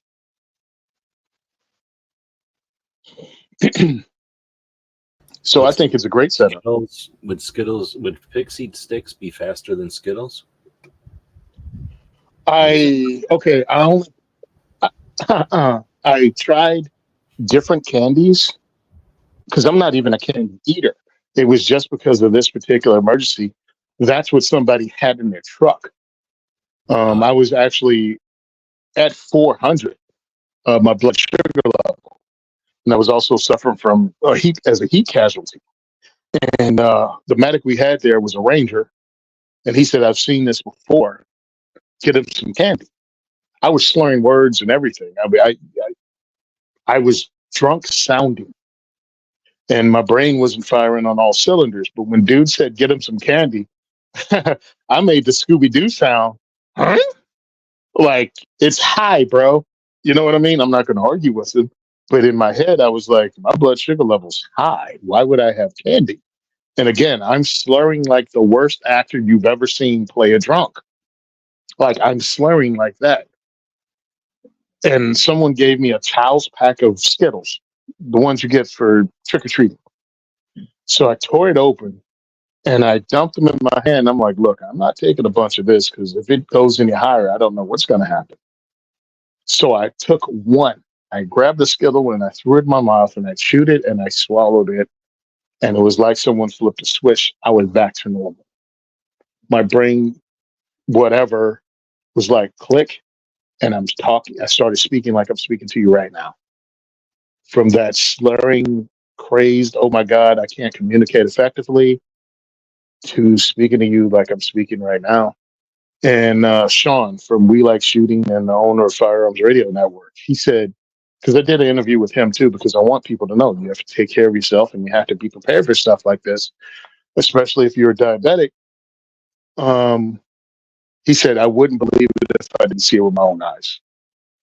He was like, I wouldn't believe that you could, one, take sugar and it would get your blood sugar level down by doing that. And also how quickly it worked. Because I was sitting there confused too. Like, wait a minute, that was like I hit a light switch. So yes, I keep Skittles on me. We pretty much have the same setup. And I also have an M16A4 setup, but I have it with a 1.8 optic on it. And that's for introducing new shooters to stuff and getting people to see how awesome cloning guns are. And we're getting older. Now it's called retro rifles, but this is the kind of stuff we were issued, and it's still effective now as it was then. And firearms go in trends. I mean, right now, one of the biggest things coming back in firearms is lever actions. And the other thing is retro rifles with 20-inch barrels. They're still effective. And if you want to get one, buy one. Almost everyone has one. Anderson is now selling them. And also Bear Creek Arsenal has them. PSA has them. And Brownells has them. So there's all the way up, scale to $800, $900 to get an iron-sighted A2 or A1. A2, A1, A2, or A4. You can pick them all up. And I feel with the 20-inch barrel, they're still very effective. You can still use them indoors because we did. You just trained for it. And also, they can reach a distance. And we have someone who's gone to the Supreme Court. We have someone who's gone to the Supreme Court and won twice in the audience today over on X. That's the coolest person on X we could ever hope for, is our first comment from X. Rhonda Ezel. That's awesome. Yeah. Very cool. What's going on, Miss Ezel? One of my favorite peoples. Yeah, so that's so cool. Having a 20-inch barrel, still effective, still a great self-defense thing. Held around, especially 55, 64 grains, or designed for that barrel length. You get 100% of its use out of it. So that's cool. 16 inches are fine too, because I have those also. So if you want to combine the two, because I feel owning an AR-15, once you pull the trigger on them, there's a whole bunch of them you can own for a bunch of different reasons. And if you have a self-defense firearm, I 100% feel you should have two. Because if you ever use one, the police are going to take it. The police are going to take the firearm into evidence. And I don't think you'll be allowed to buy another firearm until they figure out whether you committed a crime with this one.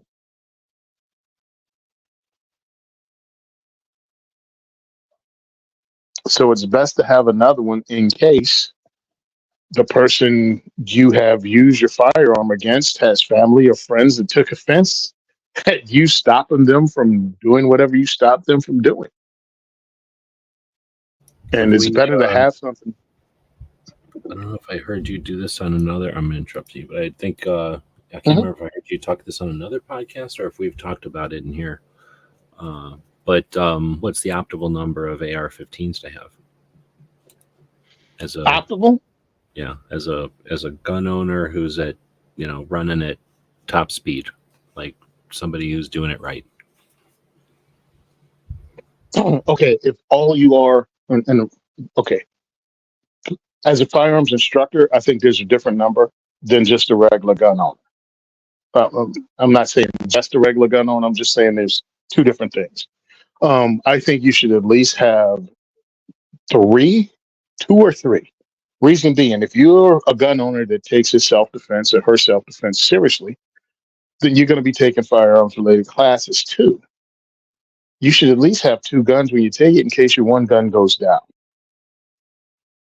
I mean, and that's just, not if I'm involved in the self-defense situation. But if you're spending the money on a class, you should have a second rifle in case that gun goes down.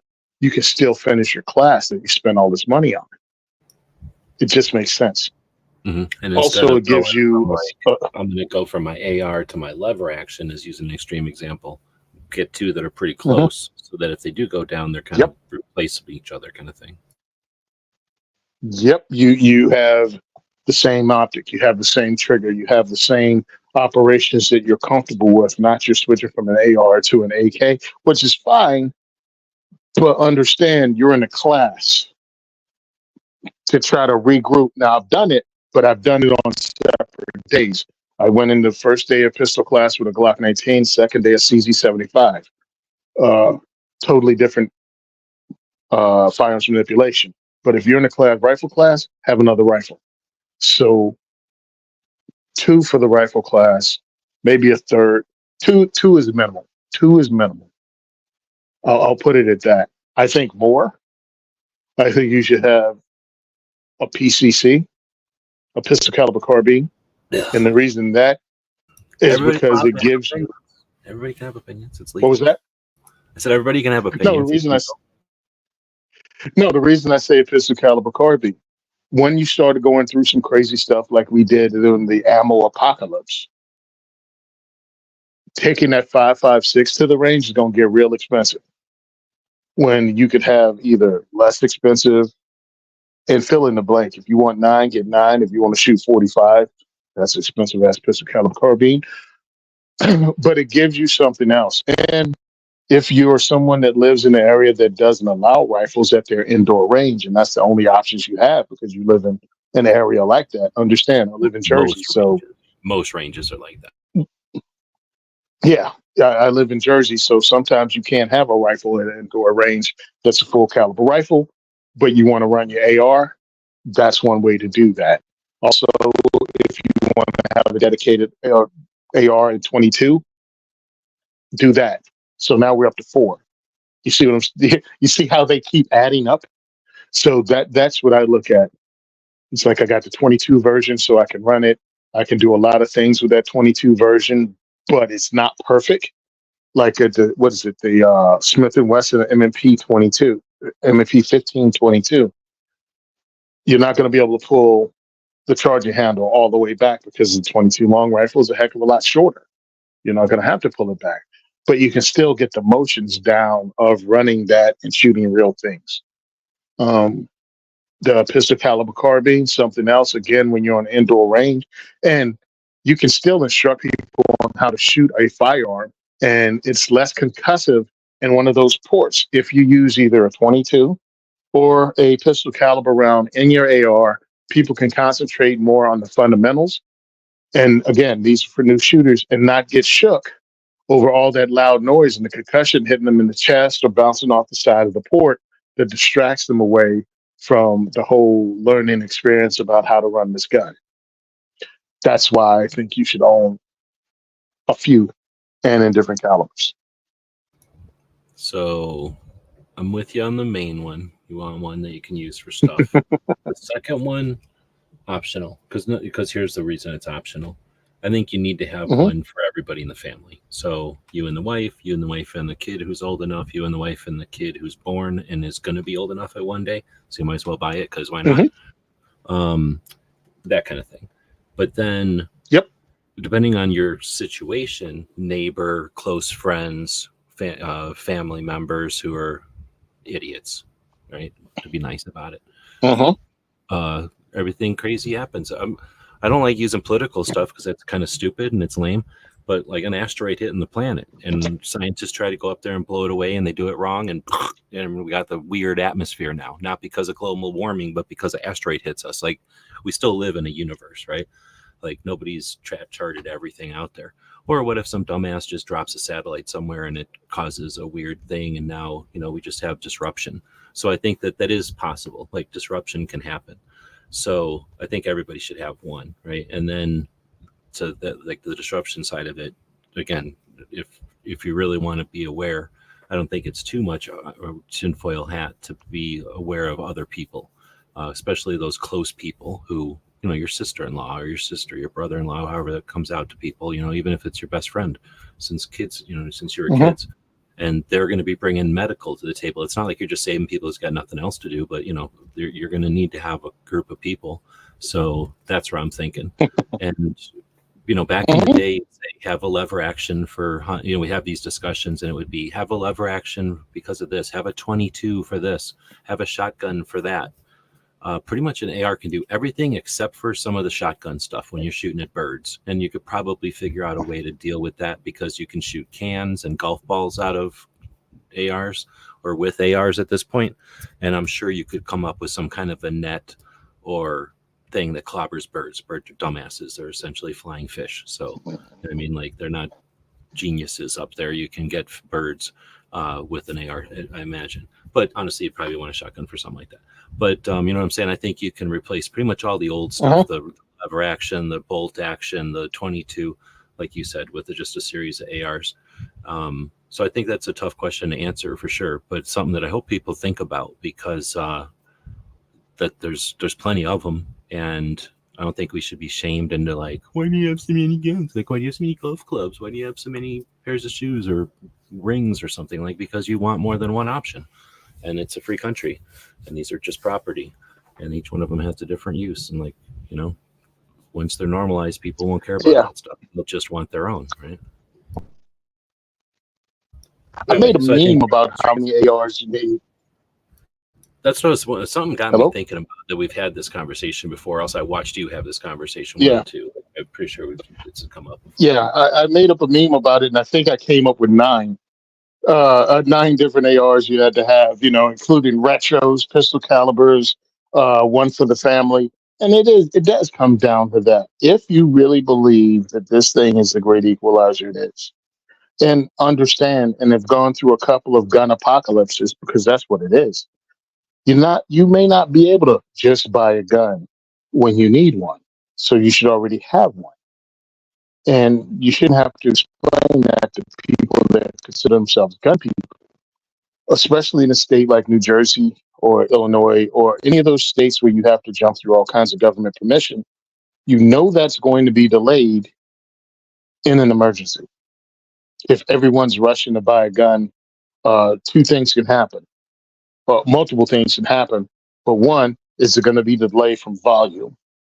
But 2, it's going to be a delay from the anti-gun forces in your state to do things like they did here in New Jersey, which was the governor blatantly told the state police to slow down on their approvals. Like, just no shame in the game. He just told them to slow down on their approvals, and they did. That you could have purchased at any time, but now you're trying to get it during an emergency.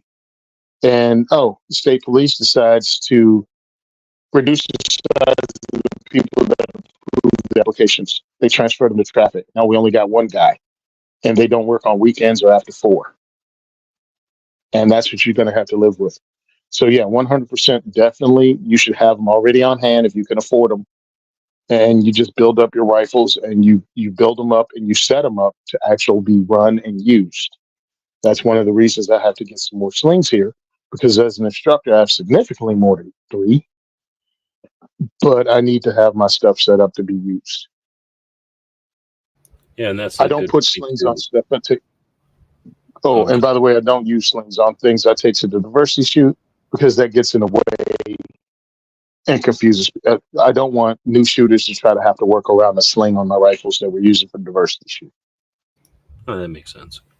But I think that's a good point about you don't need to rush out. There's no suggestion here just because I listed off like a dozen ARs to buy because it's so practical and you can justify them. You know, if you're looking to reason to justify a dozen ARs, but you don't have to do that all at once. Like, you're allowed to be 50 years old and accomplish that. You know, like hand it down to somebody who can then not have to worry about that objective, but it's there. So it's something that you can build as a generational thing, right? As something that you put in a chest, just like maybe some family jewels, so to speak, that you hand down.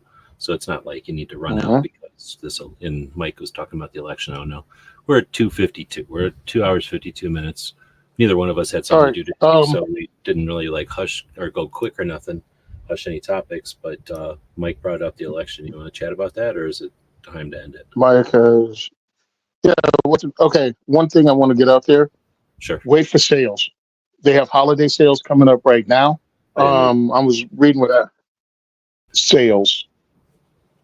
What? No. I think you're 100% on target. Like, there's no rush. And when they come out with new models, what you're about to say, like, yes, definitely. They got sales going on because it's Father's Day. They have sales going on because it's summer. Also, again, follow us on Firearms Radio Network. We have discount codes, and 15% is 15%, 20% is 20%.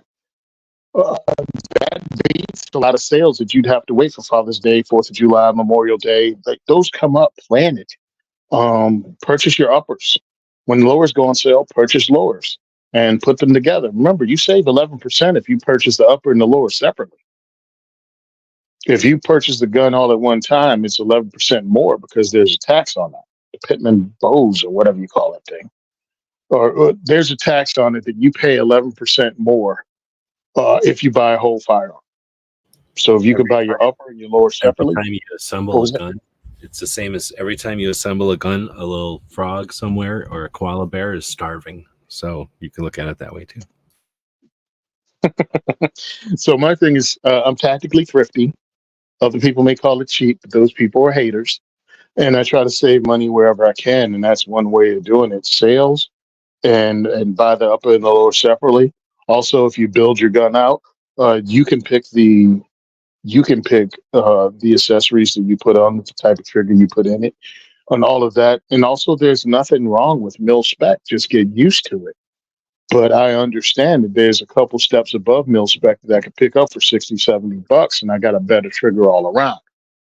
But take advantage of sales, sign up so you're aware of them. Just create your own, create a totally different email account and just use that to get emails from all these firearms companies. Join them and use that. And use that email address, and that'll get you all your sales emails from Brownells and yada yada, and name all the places. And you can make up a list of things to check yourself and join their newsletters too, because that might put you ahead. They'll put you on the mailing list, but it's only going to that junk mail account anyway, so you don't care. So there's ways to save money and build up your arsenal of firearms ownership. And also join clubs, join shooting clubs, join your local range, because then you'll hear about things like sales of dudes you know are having. It's one thing to, be in boards online and get mystery guns from somewhere else out of state. It's another thing to go, hey, the guy at the range, is getting rid of some stuff because he's going to buy a more expensive gun and he's got to sell off a couple of things. Well, that's going to save you a heck of a lot of money. Or, hey, man, I got like 7 dang AR pieces around. I'm selling the upper. You want one? Or, hey, we're doing a group buy and 20 of us are getting together and we're getting this awesome price on LMT uppers. All of that can happen. So there's ways to build up this war chest of tools. And this can apply to anything. This can apply to knives. This can apply to actual tools. All of that. You get in this community of it, and you take advantage of sales, discounts, and who you know. Then you can, I'm just going to throw in another angle that you can start to document first gun, document the second gun, document the third gun, then start to talk to the companies that have the stuff that you either need or are taking a look at, and can approach them to see if they'll donate to builds. And there's been countless people who have created numbers of rifles that way. You start with some inexpensive lowers, for example, and then start asking different companies once you've established what's it called, a portfolio, and then a reputation, because the portfolio will come first, and then a reputation of being able to follow through on a review or photographs if you can give them value for the stuff they're giving you. We live in 2024, and we talked about it, I think, in this show, maybe in a different show, but to have someone like your project or your potential project versus someone who's used to getting $20,000 every time they mention the can of Coke on screen or something, a can of Pepsi on screen. Mm-hmm. That's the way that marketing is done in 2024. You can be a spectator, a participant, or involved in it. So there's nothing stopping. There's no form you got to fill out or application you got to make to start sharing what you're doing and get comfortable with it. And then the first 2 or 3 projects you do can start the path down projects kind of happening for you. Just throwing that out there. If there's one thing to take, because we said a lot of stuff and whatever, but if there's one thing, in my opinion, that you take away from this is join the community and you'll learn stuff. You'll learn from people if you join the community. And I think that'll help out a lot. That'll give you opportunities that you normally don't have. Go ahead. Oh, See the comment. I was actually looking through, trying to check out X and see how many people were watching on it. Um, yeah, join the community. Be part of this. Don't become the 67 hermit that stays in people the on house. X right now. 67 people watching on X right now. So feel free to let us know in the comments what state you're watching from. Let me ask Brooke real quick. Do you have your show up already? I usually like to do this as an opening act to your show. And one of the reasons I don't mind going long when we have the time is so that I can find your show and link to it. Have you posted your show already this week? Okay, go ahead. All right, yeah.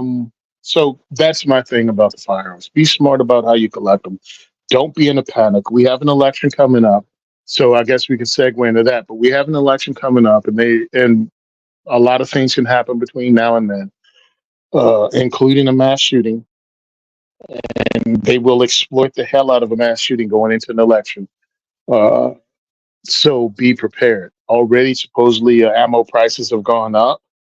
Don't break yourself, but prepare yourself. 100 rounds is not a lot of ammo. I listen to some of my guys at work going, "Yeah, I got plenty. I got 100 rounds." I'm like, "You have 2 boxes?" Yeah. No. You need more. You have 2 boxes of Full Metal Jacket, and that's your poop hits the fan? Yeah, you need to work. You need to pump those numbers up, brother. So, yeah, get your numbers up. Different people have different ideas of how much ammo you should have set aside for your personal defense.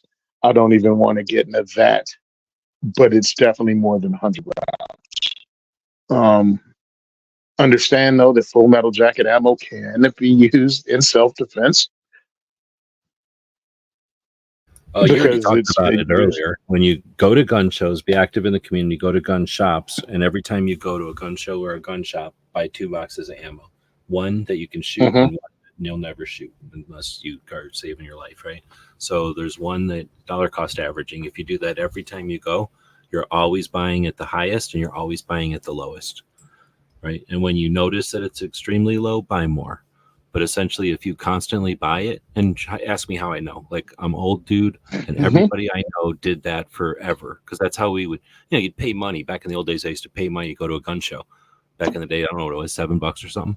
And I'm like, why would I pay $7? That's like 2 boxes of ammo.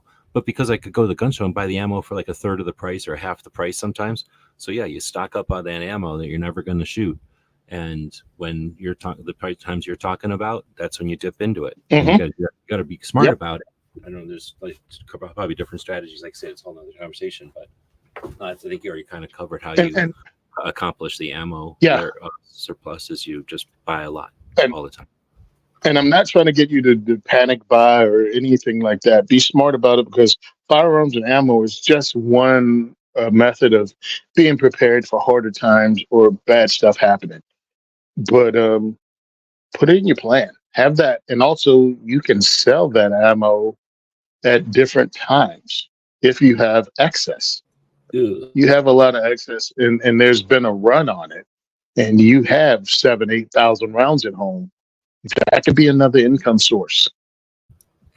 Only sell it to your best friends, and then with the option to buy it back from them. But that way, it's in the family, and you got the option to buy it back. But I don't agree with that. I'll disagree with that, because never sell ammo. Sell a gun, never sell ammo. But I'll shut up. Well, of course, I'm telling people to do stuff I've never done. It just sounds like a good damn idea. I don't sell it I think either. it's shit hits the fan. Will a handful of ammo be worth a hot shower? Well, fuck yeah. But you know what I'm saying? Like now, I think that I'm saying have it on stock, and it is something you can use. But so's alcohol, and I mean, Jaeger went over that years ago. So even if you don't drink, picking up some alcohol that's on sale, believe me, he's like, in hard times, if stuff is closed, no one's being picky about the bourbon they're drinking. If it's Rock Gut or if it's freaking Blanton's. if an asteroid hits, nobody's going to be like, oh, those cigarettes are stale. Well, again, if the asteroid hits, no one goes, that beer wasn't kept at the optimum temperature. Yeah, exactly. Oh, I didn't like the head on that beer. Could you pour that? Yeah. So, yeah. So as far as upcoming election, I'm not worried about fanatics on anyone's side, any more so than they are normally, because there are always going to be crazy people on the brink of going nuts, regardless. and the media is going to push them towards that and then act as if they're innocent. I think I forgot his name. Gun Talk. The guy who runs Gun Talk. I'm sorry, I can't think of his name right now. But he said he called it chumming for sharks. Bill Grissom. Yeah, Grissom. His last name is Grissom. I forget what his freaking first name is. But I used to listen to him a lot. And actually, I was on a podcast with him. We actually spoken. But the media will instigate, will tell a lie, will push a lie, wanting to get the violent response. They will cover the violent response and then not take any responsibility for the fact that they helped create that violent response. And he calls it chumming for sharks. They are looking for all of that. They're looking for the bloodshed, the frenzy, and the danger, and then act as if they weren't responsible for it. And you have to live with those consequences. So I think you should be prepared to round the corner, driving to work, and find your streets blocked off with a protest, and be able to do whatever you can to extract yourself from that, including if cornered and not allowed to leave and being threatened bodily and physically with death or severe physical harm, be able to defend yourself. There is no reason you shouldn't be prepared for that. I mean, but another thing that helps you prepare for that, and that goes into the segue of who I'm working with. I'm working with the U.S. Law Shield. I don't normally push that because there's so many questions about what covers what. But one thing about U.S. Law Shield is you can actually talk, once you join, even at the minimal level, you can actually speak to a lawyer whenever you call the non-emergency number and get questions asked. And that's a heck of a lot better than asking everybody in the damn comments section on your Facebook page. So that was the only reason I put forth and joined them. They were like, oh, you could make a bunch of money. And I was like, I'd like the information out there. That's the way I push it. I don't even tell you to buy the top level anything, even though I did. I'm like, hey, guy, get the minimum. I'm being asked, is this legal in Jersey? Because we live in a state where almost everything is illegal. To have the ability to make a phone call and actually speak to a lawyer, or get a lawyer to come back and get back to you in a reasonable amount of time for no additional cost, makes sense to me.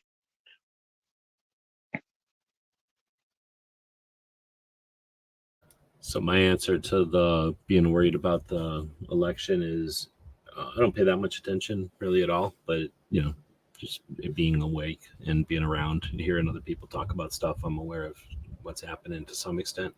So it seems to me that the whatever you want to call it, like the volume or the level of crap that's going on isn't anywhere near the level I would expect to see if it was going to be panic and chaos. Because it would have to grow so much to get to that at this point. We're so close to the elections and everything. So I suspected it could be crazy, but I think it seems like the Clinton-Trump one was more hyped than this one. It's a long time ago to think about 2016 or whatever, but it seems like there was a lot more everybody rolling up their sleeves and getting ready to duke it out.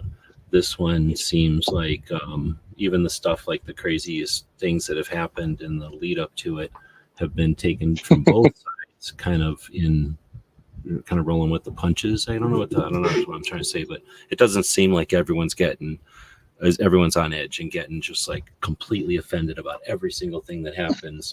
Now, again, I think I talked before, I have trimmed out a lot of the people that get that, like, what do they call it? Like fear scroll or whatever. Like they just look for shit that they're worried about and then rebroadcast. So yeah, I don't follow that many people anymore, or I never followed them. It's just the people I did follow turned into those kind of people, and I didn't unfollow them. So now I have unfollowed them or whatever, muted them on X. So I don't know, either I'm seeing less of it or I just don't see as much of that happening this year. And that gives me an inclination.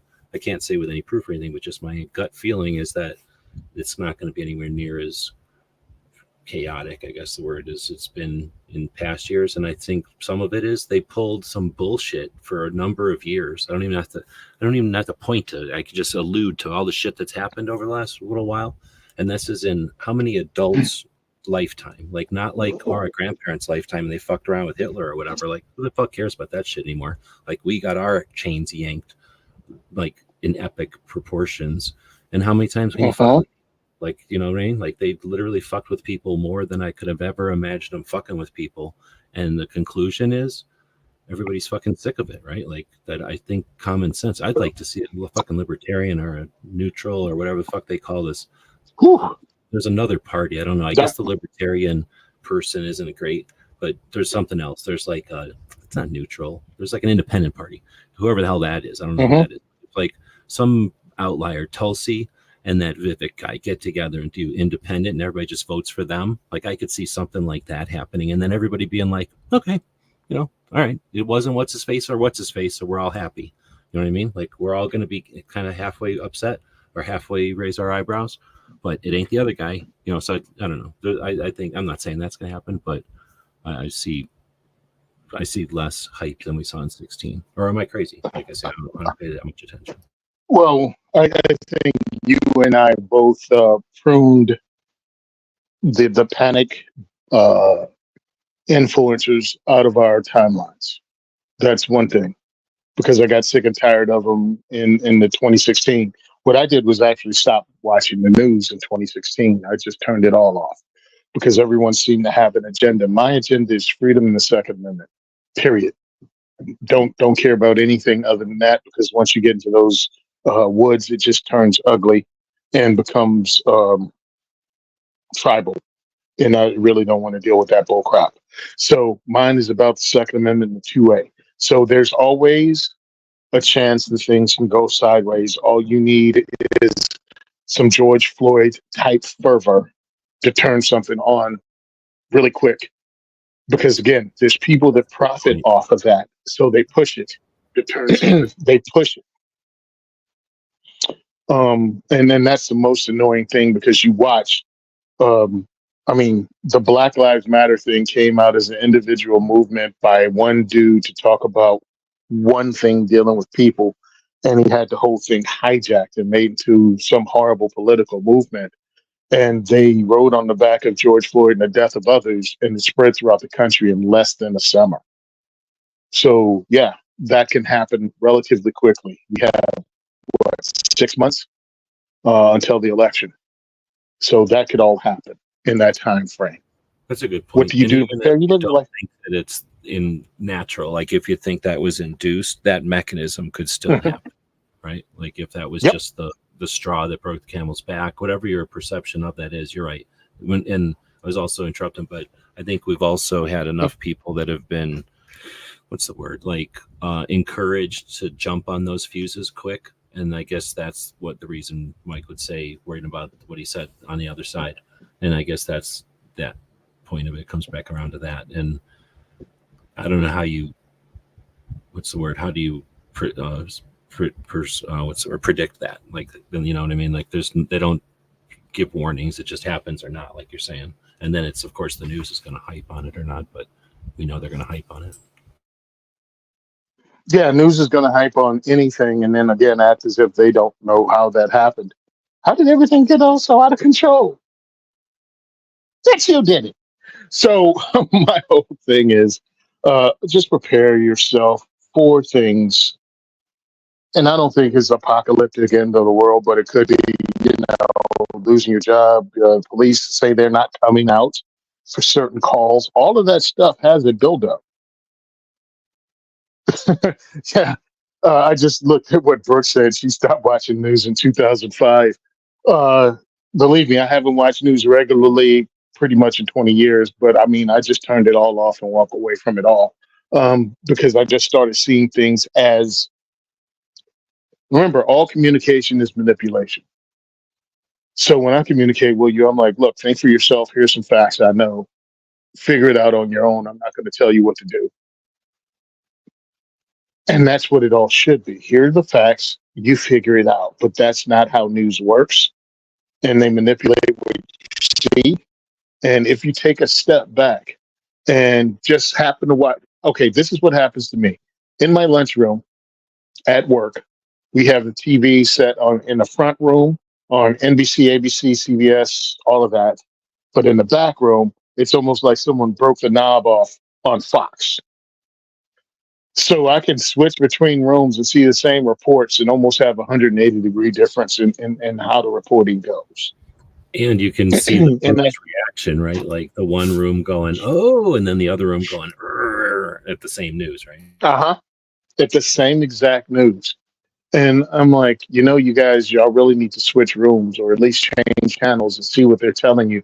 They're telling you the people who you just ran on a code for because you knew one of you got attacked by an inmate and that entire wall of blue took off together to go save a life of a fellow officer.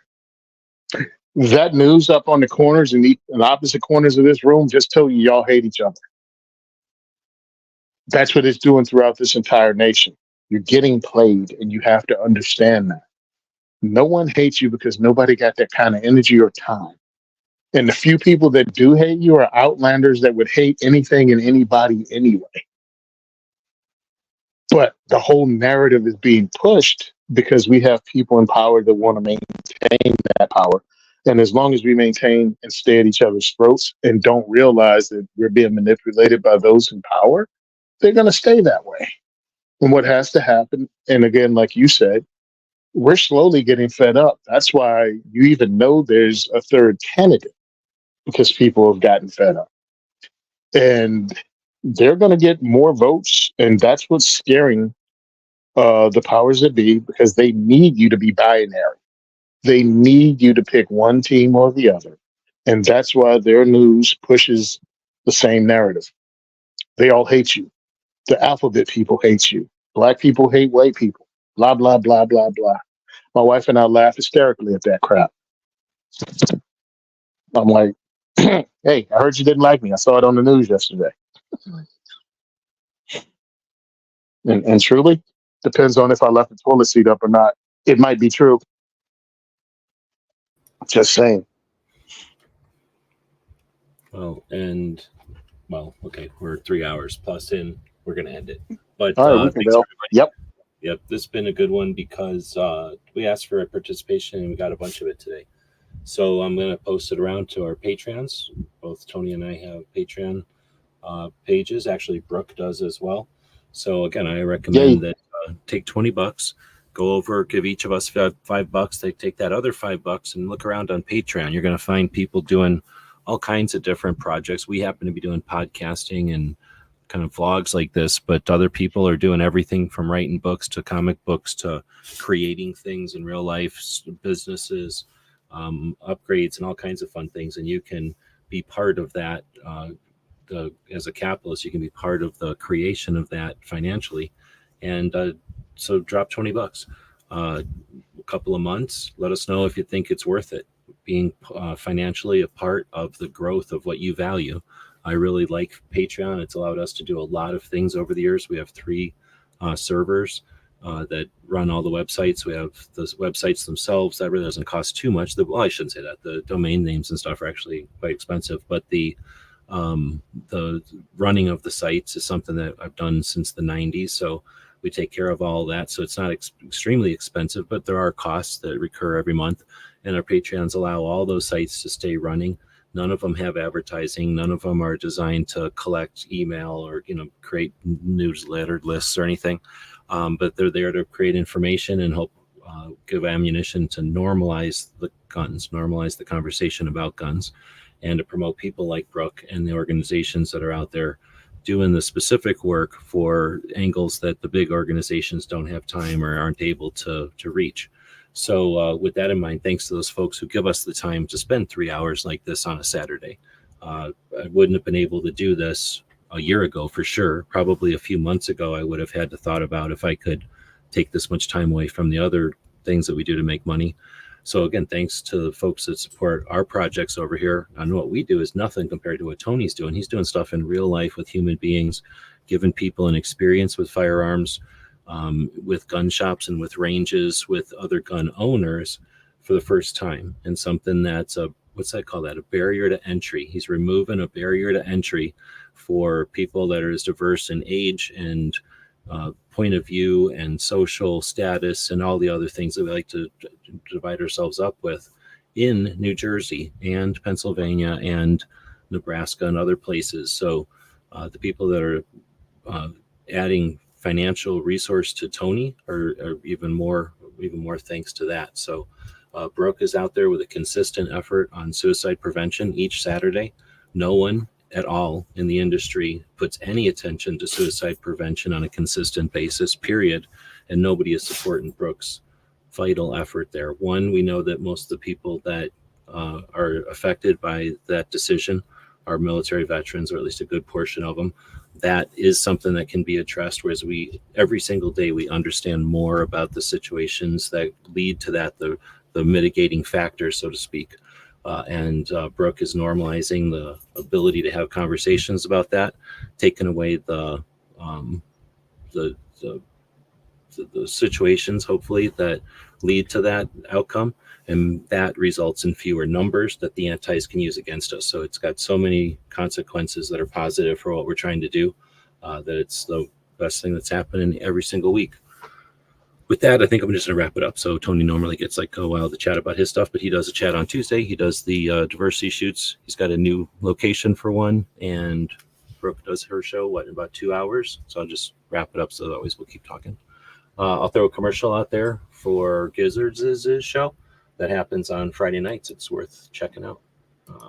But anyway, I don't want to speak for you. Do you want to wrap up anything here, Tony? Thanks again for joining for such a long chat. Cool. Yeah. Hey, man, listen, sometimes it's got to be done. Thank you for everybody out there. Really appreciate it. I'm glad you came through on X. Yes, I'm hosting my next diversity shoots coming up on the 20th of this month at Recoil Range in Monroe, New Jersey. Actually, after this is over, I'm putting the ticket sales up, so you'll be able to click on the link on my website, diversityshoot.com, and it'll take you directly to the ticket link. Please, if you want to join me over at Eventbrite and just get on our mailing list, go to eventbrite.com, type in Tony Simon, Simon, and follow me over there. And anytime I have a diversity shoot, it'll pop up. And you can actually buy tickets if you want to support us. So if on the day of the event, like 6:30 or so, you come and look at the Eventbrite link and you see there's 5 or 6 or 10 tickets available, buy them. You don't have to show up. Just shoot me a note. Hey, man, saw that, you didn't have full capacity, so I bought 5 tickets. Here's $100. Cool. You can do that, or you can donate that $100 to our PayPal. Again, you can find that on diversityshoot.com. We also have a Venmo, and we have a Cash App. If you want to reach me, you can type in Tony at diversityshoot.com. I can tell you how to reach those places, or you can click on the link at diversityshoot.com. I'm also available. You can find me on IG at SimonSaysTrain. I'm also on Facebook at SimonSaysTrain. And the second is for everyone on Facebook. And the second, using the number 2, 4, is the number 4, everyone on X. Again, I'm on Firearms Radio Network. You can hear me every Tuesday on the Gun and Gear Review podcast. And you can also find us on the Gun and Gear Review podcast YouTube page. I think that's everything. We have a new range in Lakewood, New Jersey we will be working with. Our first event is next month in July. I'm going to have to go live with that. We're going to post some pictures. It's going to be awesome. So it's going to be in Lakewood, New Jersey, and we already have 3 events booked for this year. 1 in the summer, 1 in the fall, and 1 in the winter. So can't wait to see you. We're going to be somewhere. Reach out. I'm also going to be speaking at the Gun Owners of America conference coming up in the middle of August in Knoxville, Tennessee. So if you're out there, come by and see me. I'm not only going to be a speaker, but I'm going to be on a veterans panel. So that's all of the stuff I'm doing that I know about right now. Thank you for listening to me ramble. Awesome. Thanks, man. And we'll throw a quick break, or quick commercial up here that Foss made us for Gizzards' show on Fridays. This is Earl Benson reporting from downtown Topeka, where Gizzard Gary is rampaging through the city. Authorities have asked the public to stay indoors. They believe he will tire soon and need a nap. Gizzard Gary can normally be seen on Foul Territory, Friday nights at 7 p.m. Central. Wednesday, 8 p.m. for the channel members chat. Stay safe and give him the bird. Earl Benson signing off. I just say it now. 71 people on X right now as we close it down. Nice. So feel free to chat in or chime into the chat next time. Yeah, I didn't know.